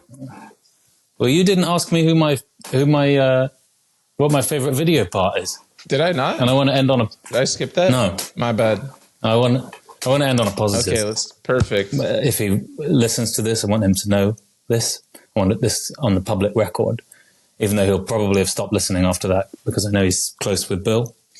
But my favorite video part of all time is Dill in DVS Skatemore, because the kind of skateboarding which interests me is athletic ability, yes, but it is also creative individual expression. And who is a greater advocate of that alchemy than Jason Dill? He's like a ballerina in that. The fakie pop shove it switch manual, half cab double flip manual, the back three, where he almost comes off, but he doesn't. Much of this on a curb, much of this under a bridge. Again, you know, it's more than tricks. Skateboarders had shown me that you could skate. He showed me that you could do so in yellow socks with the white cut-off high waters and the mullet, come what may. And I will be forever grateful to him for that. I think he's probably one. I think maybe people don't want to say that he's one of their favorite skateboarders because he's so outspoken and there is so much more than skateboarding to him. And there are skateboarders who don't care about anything beyond skateboarding. But he is super, super influential on me. And I can see his influence now, not just in FA and hockey and his brands, but individuality is really championed now. Mm-hmm. But him and Mark Gonzalez pioneered individual expression in skating to that extent. Mm-hmm. So that's me attempting to end on a positive after this disastrous podcast. Well said. Not the disastrous part. Well said about Dill. to conclude this one huge regret of all of us. I'm glad I forgot to ask that one because that's a much nicer way to close this out. And thank you so much. Yeah. Well, I'm flattered to have been asked on here. I'm honoured to have been asked on here. Thank you for having me. Apologies to everyone who I eviscerated, his character I assassinated. Apologies to anyone who is just listening. Apologies. No, thank you. This was amazing. Thank you so much for coming on. We really appreciate it and took up way more of your time than I told you we would. So thanks for sticking around. And it's been a pleasure. Thank you. Thank you. You've got mail. Welcome back to the post office, brought to you by our good friends over at Dickey's Skateboarding. Quality workwear since 1922. From the work site to the streets. Ain't nobody keep you fitted like Dickey's, man. All right, Ghost. We are back. Brand new season of the post office. Let's get it cracking. Who we got up first? All right, sparking off season 22. We got Sokami Balls. I do up there. Good one. All right. Hollywood has run out of ideas, so they are remaking Grind. Who from skating do you pick for the cast? We need the leader, the smart dude, the ladies man, and the batshit wild card. P.S. I would do Mitch, leader, Dono, smart guy, Ants 1, ladies man, and Ghost, wild card. I don't know about that selection, but we'll take it. Bro, what? Where do you think Ants, you ladies prefer man to is the only slide one in? that works. Just kidding. I'm not the smart guy. Mitch, Let's leader. see. Yeah. Let's see what you got then, man. Well, I don't think I ever watched the movie Grind. Which one is that one again? I have no idea what that is, but this is like a basic, Yeah. you know. Pick a team. Pick some Exactly. fucking dudes. All right, I'll just do it based off our Detroit trip that we just did. Oh, Jesus Christ. Wild card, obviously Jake, but that could also be Jesse or JP. So just give it to Jake. Smart guy. Was there anyone smart on that trip? Not really. We'll give it to Malto.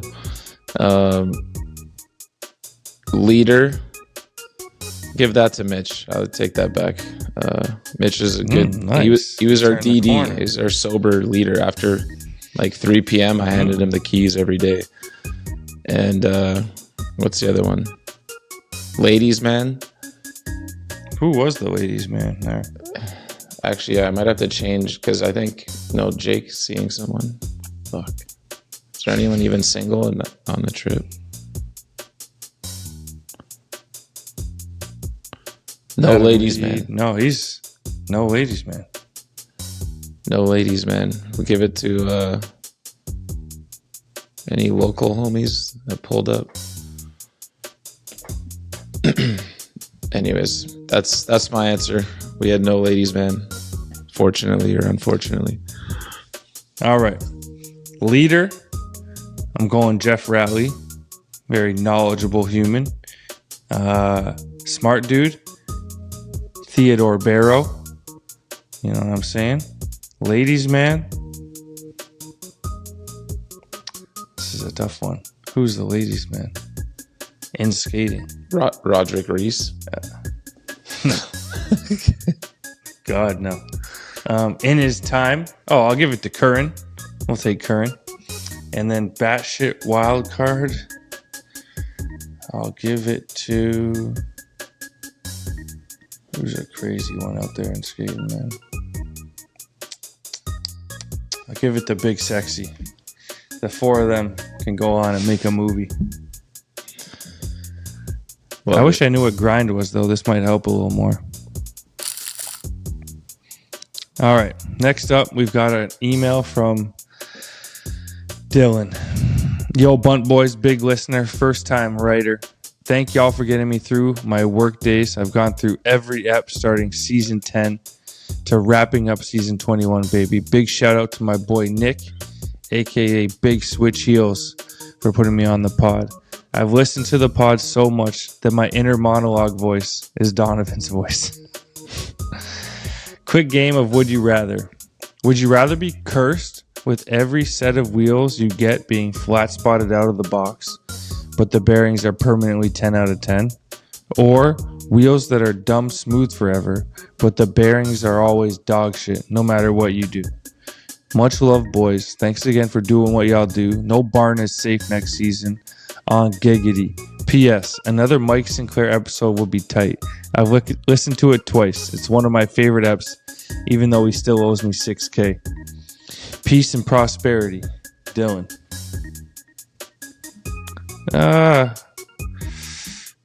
I mean, why do I gotta choose between these two things? Like, neither of these things are ever gonna happen. It's so fucking silly. I can't have shit bearings, so I'll just take the flat spotted wheels, I guess. Damn. Stay in the streets. I thought that was a no-brainer the other way. I can't handle flat spots, man.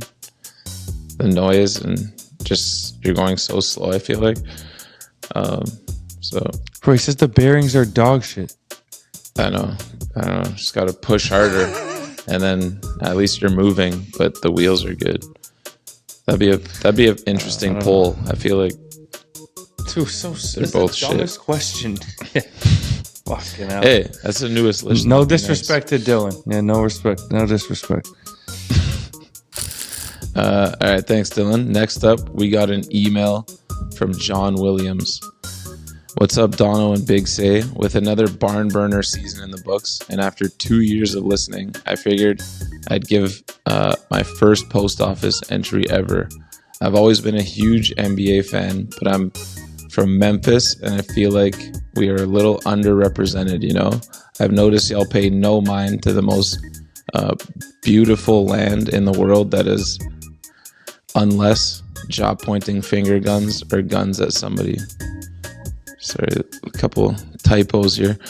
Plus, we got 2 Canadians on our team, fool. I'm just here to tell y'all to put some respect on the M, baby. We coming for your bitch ass Thunder next season. Jahad, y'all figure it out, B. Nah, in all seriousness, love the pod, love the post office, and been a generation. And been a generational rundown this season with those NBA and what is that? Chiefs finals? Yeah, so people call the NHL Chell. Oh, Chell finals. Fuck the Panthers, go Oilers, baby. I don't have a question, just wanted to dump some truth on y'all before next season. PS, go watch Jaws 24-25 season highlights on the NBA YouTube. And you love him. I know y'all not watching that shit, but whatever. So you got one thing right. Yeah. Let me ask you a question because he obviously didn't have one. Is this version of the Ja Morant Memphis Grizzlies the closest version to winning a championship? The upcoming one? Yeah. I know the answer, but just for my friend here writing in, asking for some respect, bro, after they just traded Desmond Bane. Yeah, I don't know. Homie's tripping. Hometown bias. Ja Morant and the Grizzlies were one of the most beloved team, like, what was that, 4 years ago? And then I've never seen so much love turn to hate so quick, and that's mostly Ja's fault. But the whole team just got way too cocky, way too soon, didn't do shit. And now looks like they're going backwards. So even Draymond tried to be. Remember our Canadian homie was on there. The fuck's his name? Dylan Brooks was on there talking shit to LeBron. And then they got dusted, and then, or was it LeBron? Whatever. He was just doing his usual bullshit. They got eliminated, and then Draymond started yelling like the dynasty starts after you, like once you're off the team. And then Dylan Brooks got traded. Now Desmond Bane. So maybe that dynasty talk was a little premature.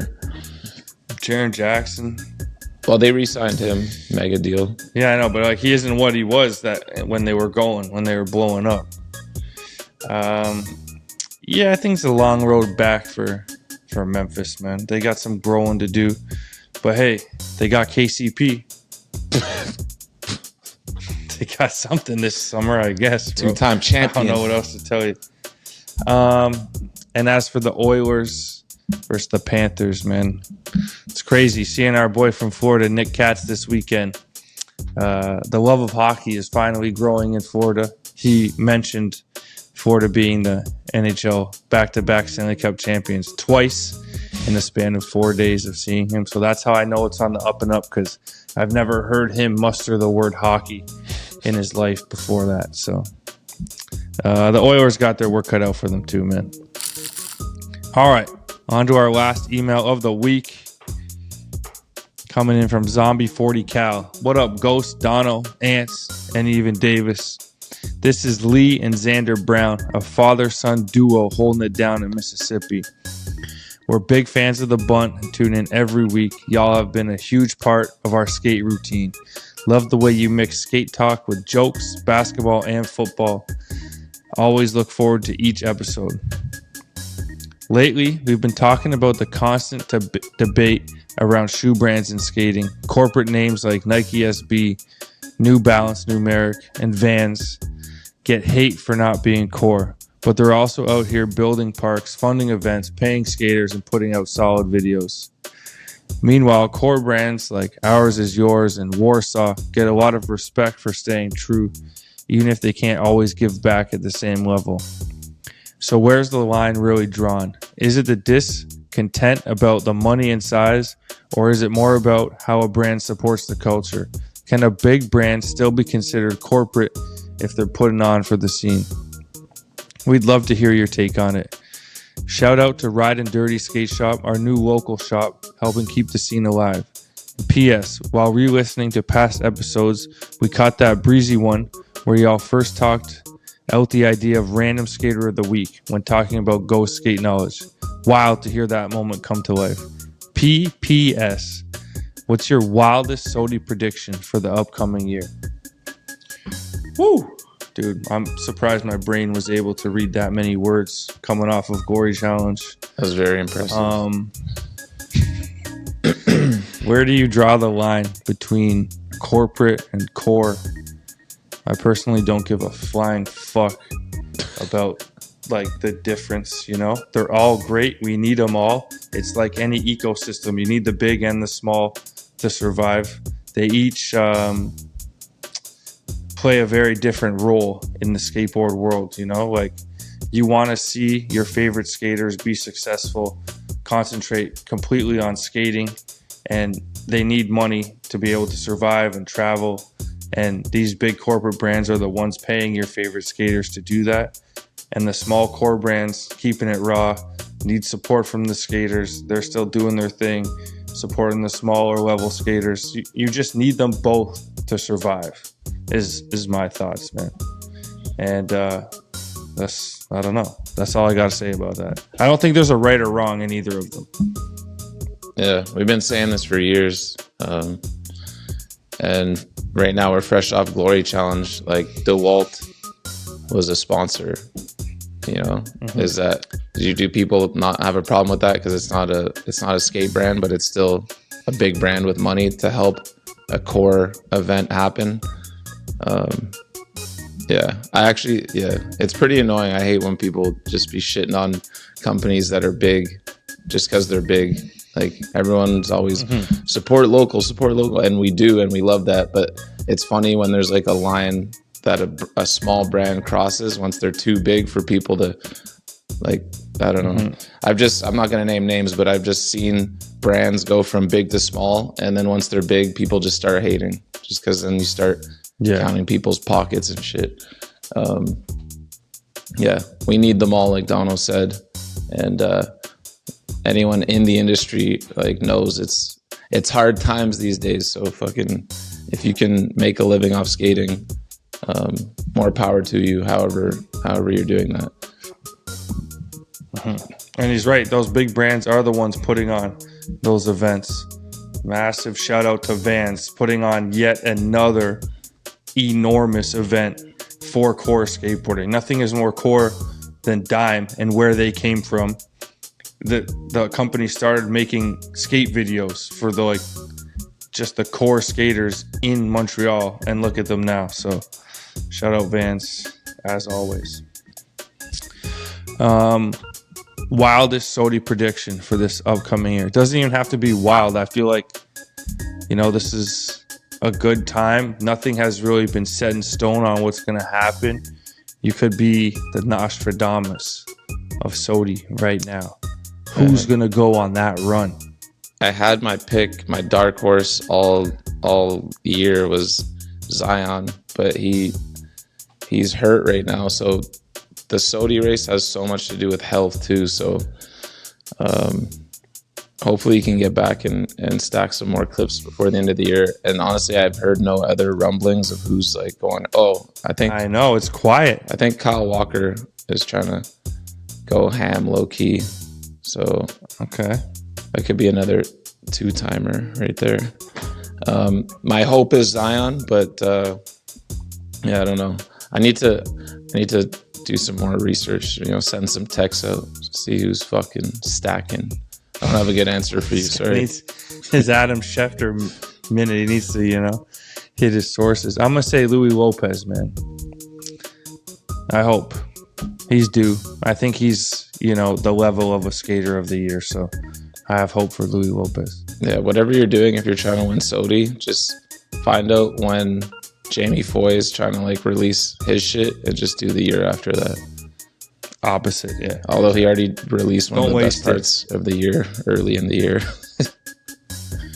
Yeah. Which video was that? He had a Red Bull part. That it came out like in the new year. Oh man, and his fucking SOTY video was absolutely insane as well. I don't even know if you can count the SOTY trip video to your next SOTY push, but like that's a good base for him to start. That was one of the best ones yet. That one and Mason's probably my two favorites to date. Yeah. Well, all right, y'all. That's gonna wrap up this week's edition of the Post Office. Get your emails, voice notes, videos, skate clips, you name it, over to thebuntlive@gmail.com, and we'll check them next week.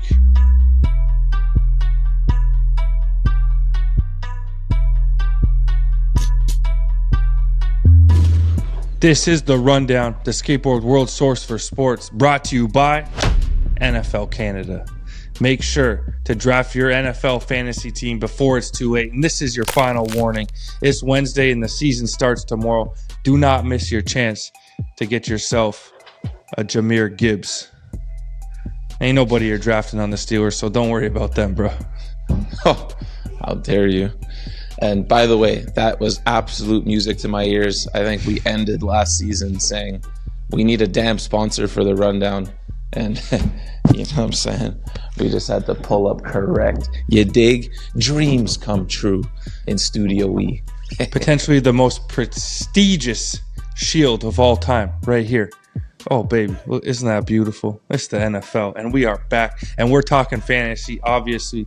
You know, every year we go through and give you the same vanilla top 5 this, top 5 that, you know, but, you know, heading into potentially year 10, which we're approaching next year, we're a little more sophisticated when it comes to fantasy talk now. The knowledge has grown, right, Seifa? So this year we are picking one player outside the consensus ranking top 10 in each playing position that could potentially be a top 5 and change your fantasy season. We're starting with the quarterbacks. Who outside the Fantasy Pros top 10 draft rankings could find themselves in the top 5 and change your season? You know where I'm going with it, bro. I know where you're going. You know where I'm going with it. Twin Cities. It's someone that you've been, you know, predicting was going to be great for all these years, and they've continued to suck. Wait a minute. I thought it was someone else. Yeah, no, well, him too. But this particular player has let down the fantasy community time and time again. But what I kept saying at our draft this year was, I'm drafting coaches. And we're talking Liam Cohen. You get me? Did you see Baker have a career year last season? Yo, you know where I'm going with this. It's the prince that was promised, Trevor Lawrence. Let's go, man. We talking top crazy. 5 fantasy. That's crazy this year. Honestly, I don't even know if that's possible. I don't know what T-Law's ceiling is, because all we've seen is the basement. So, you know, I hope good for you, but oh man, he needs to get it sorted out.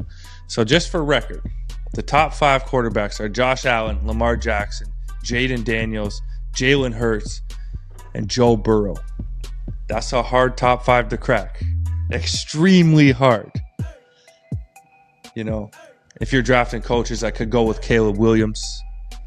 That'd be a nice pick. He's got a great coach now. Forget his name, but he did great things in Detroit. Could go J.J. McCarthy. Ben Johnson. You know, he's got Justin Jefferson, Jordan Addison. But there's only one answer for this, man. And it's right here in Motown. Oh, it's Jared Goff, baby. Finished as the 5th best quarterback last year. And why can't he do it again? Everyone expects Amon-Ra St. Brown to be a wide receiver 1. Laporta's going to be a tight end 1. Jahmyr Gibbs, they're hoping for a big jump out of him. And who's running the show? And who's got the ball in his hands? Jared Goff. That's a lock. Wow. I don't know why you're so stubborn with Mr. Goff. What is there to be stubborn about?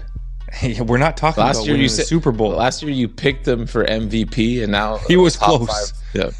Yeah. He was close. Was he actually top 5 last year? I don't even Finished as the that. 5th best quarterback in fantasy. Really? Pull it up. In 6-point per passing touchdowns? I don't know what it was. I just searched it up on Yahoo and he was 5th. I got the answer I wanted, so I stopped looking. All right, here we go. Last year's total in 6-point passing touchdowns. Lamar Jackson at 1 with 512 points. Joe Burrow at 2 with 458. Yo, Lamar was a stud. Baker Mayfield, a.k.a. this year's Trevor Lawrence, at 3 with 447. He's too Josh high now. Allen, no surprise, 435. And the 5th best quarterback last year, Mr. Jaden Daniels. No, that's 6 with points. 405. We'll find it. I'll find the stat for you later. But Mr. Goff was number 6, which is and my man Darnold number 7, baby. Okay, so you got Trevor Lawrence. I got Jared Goff. That's a poll. You know what time it is. That's a poll. All right, next up. Running back. Top 5 running backs. Bijan Robinson, Saquon Barkley, Jahmyr Gibbs, Derrick Henry, and Ashton Jeanty. Is that how you say his name? Genty. Yeah, Ashton Jeanty. All right. Who's it going to be outside the top 10 cracking that top 5? Dude, the biggest question mark of all time, CMC. I'm not touching him this year. But you know who I'm saying? And we're going strictly off of workload. You know the Cincinnati Bengals love to overload that running back, one bell cow. You know what I'm saying? They send Zach Moss packing. Chase Brown, Canada, doing it for Canada. He might not be the most efficient, the quickest, or any of that shit, but the workload we know means everything in fantasy, and he's gonna have his plate full every week, and we gonna check him in week 8, I think, or 7. We gonna be down there. I might have this jersey on and get beat up in the stands. You ain't getting in the building with that thing on. You ain't getting in the building. Chase Brown, man. Chase Brown, top 5 RB this season. I have a question for you. What's up with the Breece Hall rankings? It's all the coach talk, man.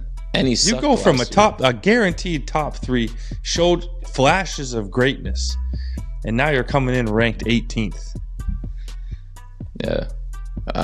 I'm scared of him too. It's just the coaches. I think one of the coaches, or their head coach, came from the Lions as well.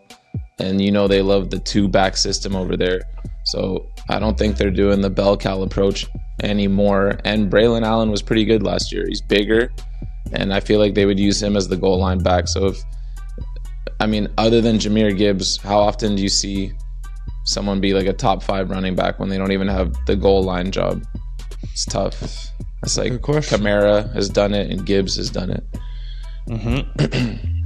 Easy answer here, Omari and Hampton. You know, young, flashy rookie stepping into a great spot, but I ain't looking for the easy answer. We're going with James Cook, baby. Certified. Whoa. You know what I mean? It's a Buffalo Bills. They win in games. They're going to be up early, probably the Super Bowl favorites, and they're going to look to James Cook to close out lots of games. So we gotta get some goal line touches if Josh Allen doesn't steal them all. It's James Cook. The 13th ranked. I got 2 words for you. No, I got 3 words for you. 1, regression, and that's TD regression. He had 18 last year. I don't think he's duplicating that. And 2, Ray Davis. He's coming, baby. James Cook, your time was last year. I'm happy you got your contract, but top 5 RB, no chance. They don't pay an RB that type of money to leave him on the bench, kid. This is the year they push him over the edge. This is the Todd Gurley year. Where he might never come back from this year. He's going to get so much workload. All right. Moving over to wide receivers. The top 5, it's obvious. Jamar Chase, Justin Jefferson, CeeDee Lamb, Nico Collins, and Brian Thomas Jr. Who's cracking that? Before we get to that, I would just like to let the people know out there that in our main league, the money league, D Jones may have Jamar Chase number 1. on that list as of now. You know what I'm saying? We'll see at the end of the year what that list looks like. But my 3 receivers in a 3-receiver league, we're talking Justin Jefferson, we're talking Nico Collins, and we're talking my keeper, my little lamb. Yeah, it's CeeDee Lamb. Potentially the greatest trio ever seen in that league. Well, I got Nico. I got Brian Thomas Jr. too. I got 1 and 5. Yeah, that's heavy. That's heavy. But who's and your quarterbacks? Receiver? Your desperate Trevor Lawrence play. You're trying to convince yourself here on the pod now that he's going to take you to the promised land. That ain't going to cut it, buddy. Who's your 3rd receiver? Christian Kirk? No. Keenan Allen? Devonta Smith about to take over AJ Brown's job. Yeah. All right, let's hear. Who's your wide receiver? All right, I'm going to go with something a little unconventional, you know what I'm saying, as I try and pick this right now off the top of my head. We're going with Ants makes fun of me because he says I draft too many rookies, and sometimes it pays off, but it often bites you in the ass. All the rookie hype in the off season. But this guy's going somewhere where their team was known to be dog shit for the last few years, but they actually had a surprisingly good closeout to the year. He's coming in as probably wide receiver 1, probably the best wide receiver in this draft class. You know what I'm saying? I'm going with the man who's getting all the targets now that Adam Thielen's gone.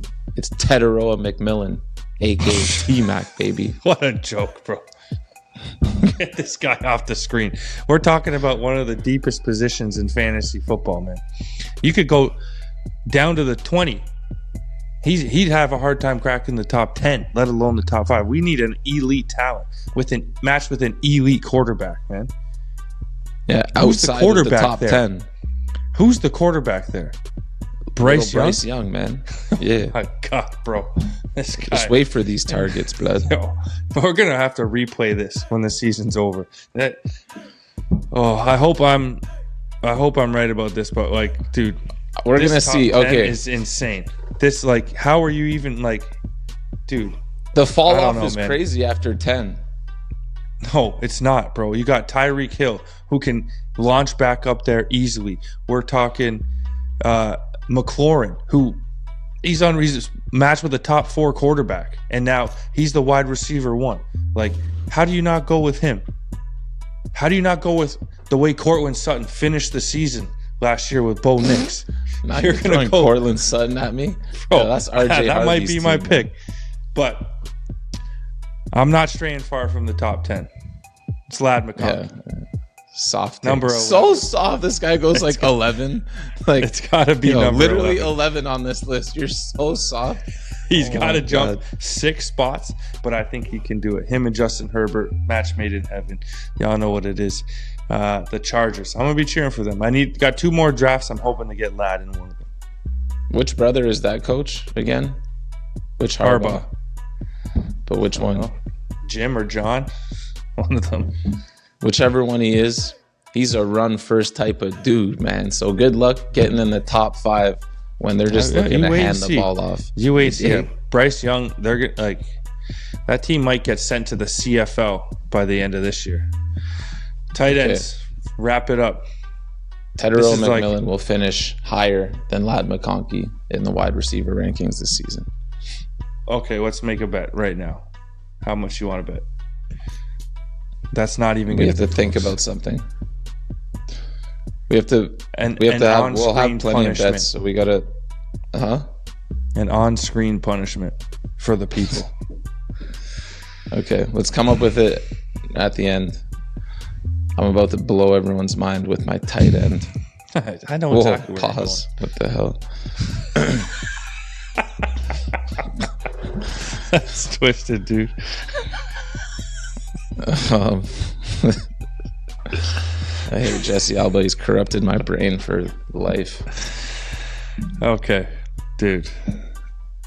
First question. Talking about these tight ends. Interesting name for a position in football.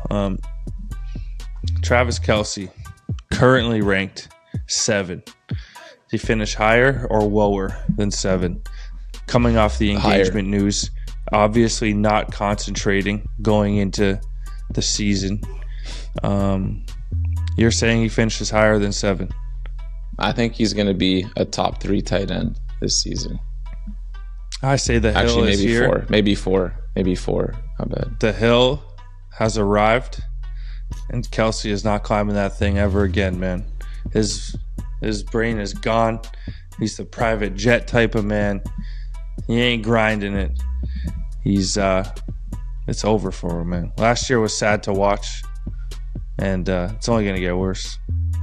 It was, but insider information from our dear friend Sean Malto, who bumped into him this offseason, said he moved back to Florida to get back into his intense training regimen. He's lost a ton of weight.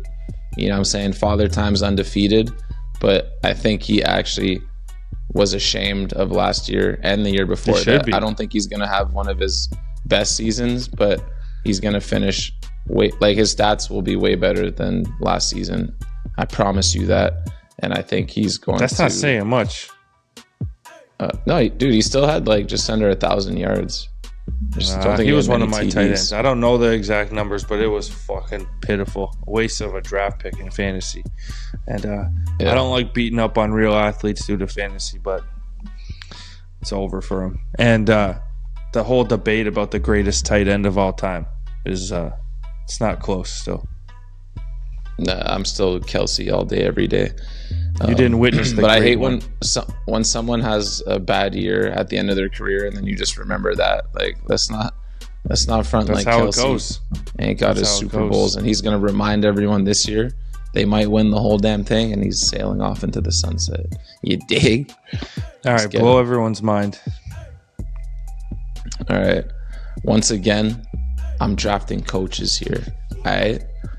He might start a little slow, we'll see, but I'm going with Mr. Ben Johnson from the Detroit Lions. Sam Laporta came into the league, not much hype, you know what I'm saying? I don't even think I knew his name. I might have heard him on a pod once or twice. And our friend Simon Disher drafted him in the 15th round. Mm-hmm. The next thing you know, he was tight end. I think he was tight end 2 or 3 or 4. I'd have to He was unbelievable. But he was incredible. And that was coming in as, I forget what round he was drafted. Let's just say 4 or 5, 3, 4, 5, whatever. Wasn't a crazy amount of fanfare. But this year, we're talking Ben Johnson, who was the OC at the time, now the head coach, in the draft room. His first pick as head coach with the front office, Colston Loveland, at pick number 10, I believe. So if you think the guy who turned Sam Laporta into a star overnight is going to take someone in round 1, put his name on that draft pick, and just let him be a scrub, you got another thing coming. Loveland, let's do it, baby. That's a great pick. I like that pick. I'm with you there. But this guy was supposed to take that step last year. It didn't happen. You tried to trade him to literally every person in the world. But Dalton Kincaid's time is now. He will be Josh Allen's favorite receiver, and he will make a difference. Right now, ranked 13th. I think it's going to be hard to crack the top 3, but the 4-5 spots where they currently have Laporta and Mark Andrews are wide open, and it doesn't hurt to take a flyer on Dalton Kincaid. Supposed to be a great talent last year. Hopefully, he gets it done this year.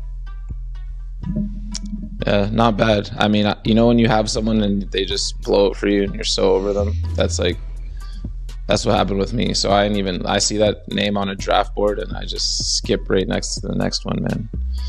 That's Dalton Kyle Kincaid, Pitts for me. You scrub. Yeah. But now, for some reason, they added senior to his name.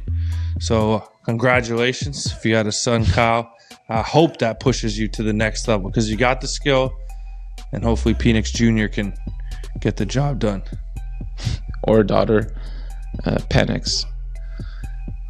Who's the other they have that other tight end who's just a pain in the ass. Dawson Knox. Sometimes I thought Kincaid had a touchdown and his Dawson Knox dusty ass. And Josh Allen spreads the ball around like crazy, man. But I don't even know what Caleb Williams does because he was so loose in his rookie season. But I'm hoping he has laser eyes for my guy. But trusting him for a lot of fantasy points is definitely scary going into the season. That's a risky maneuver.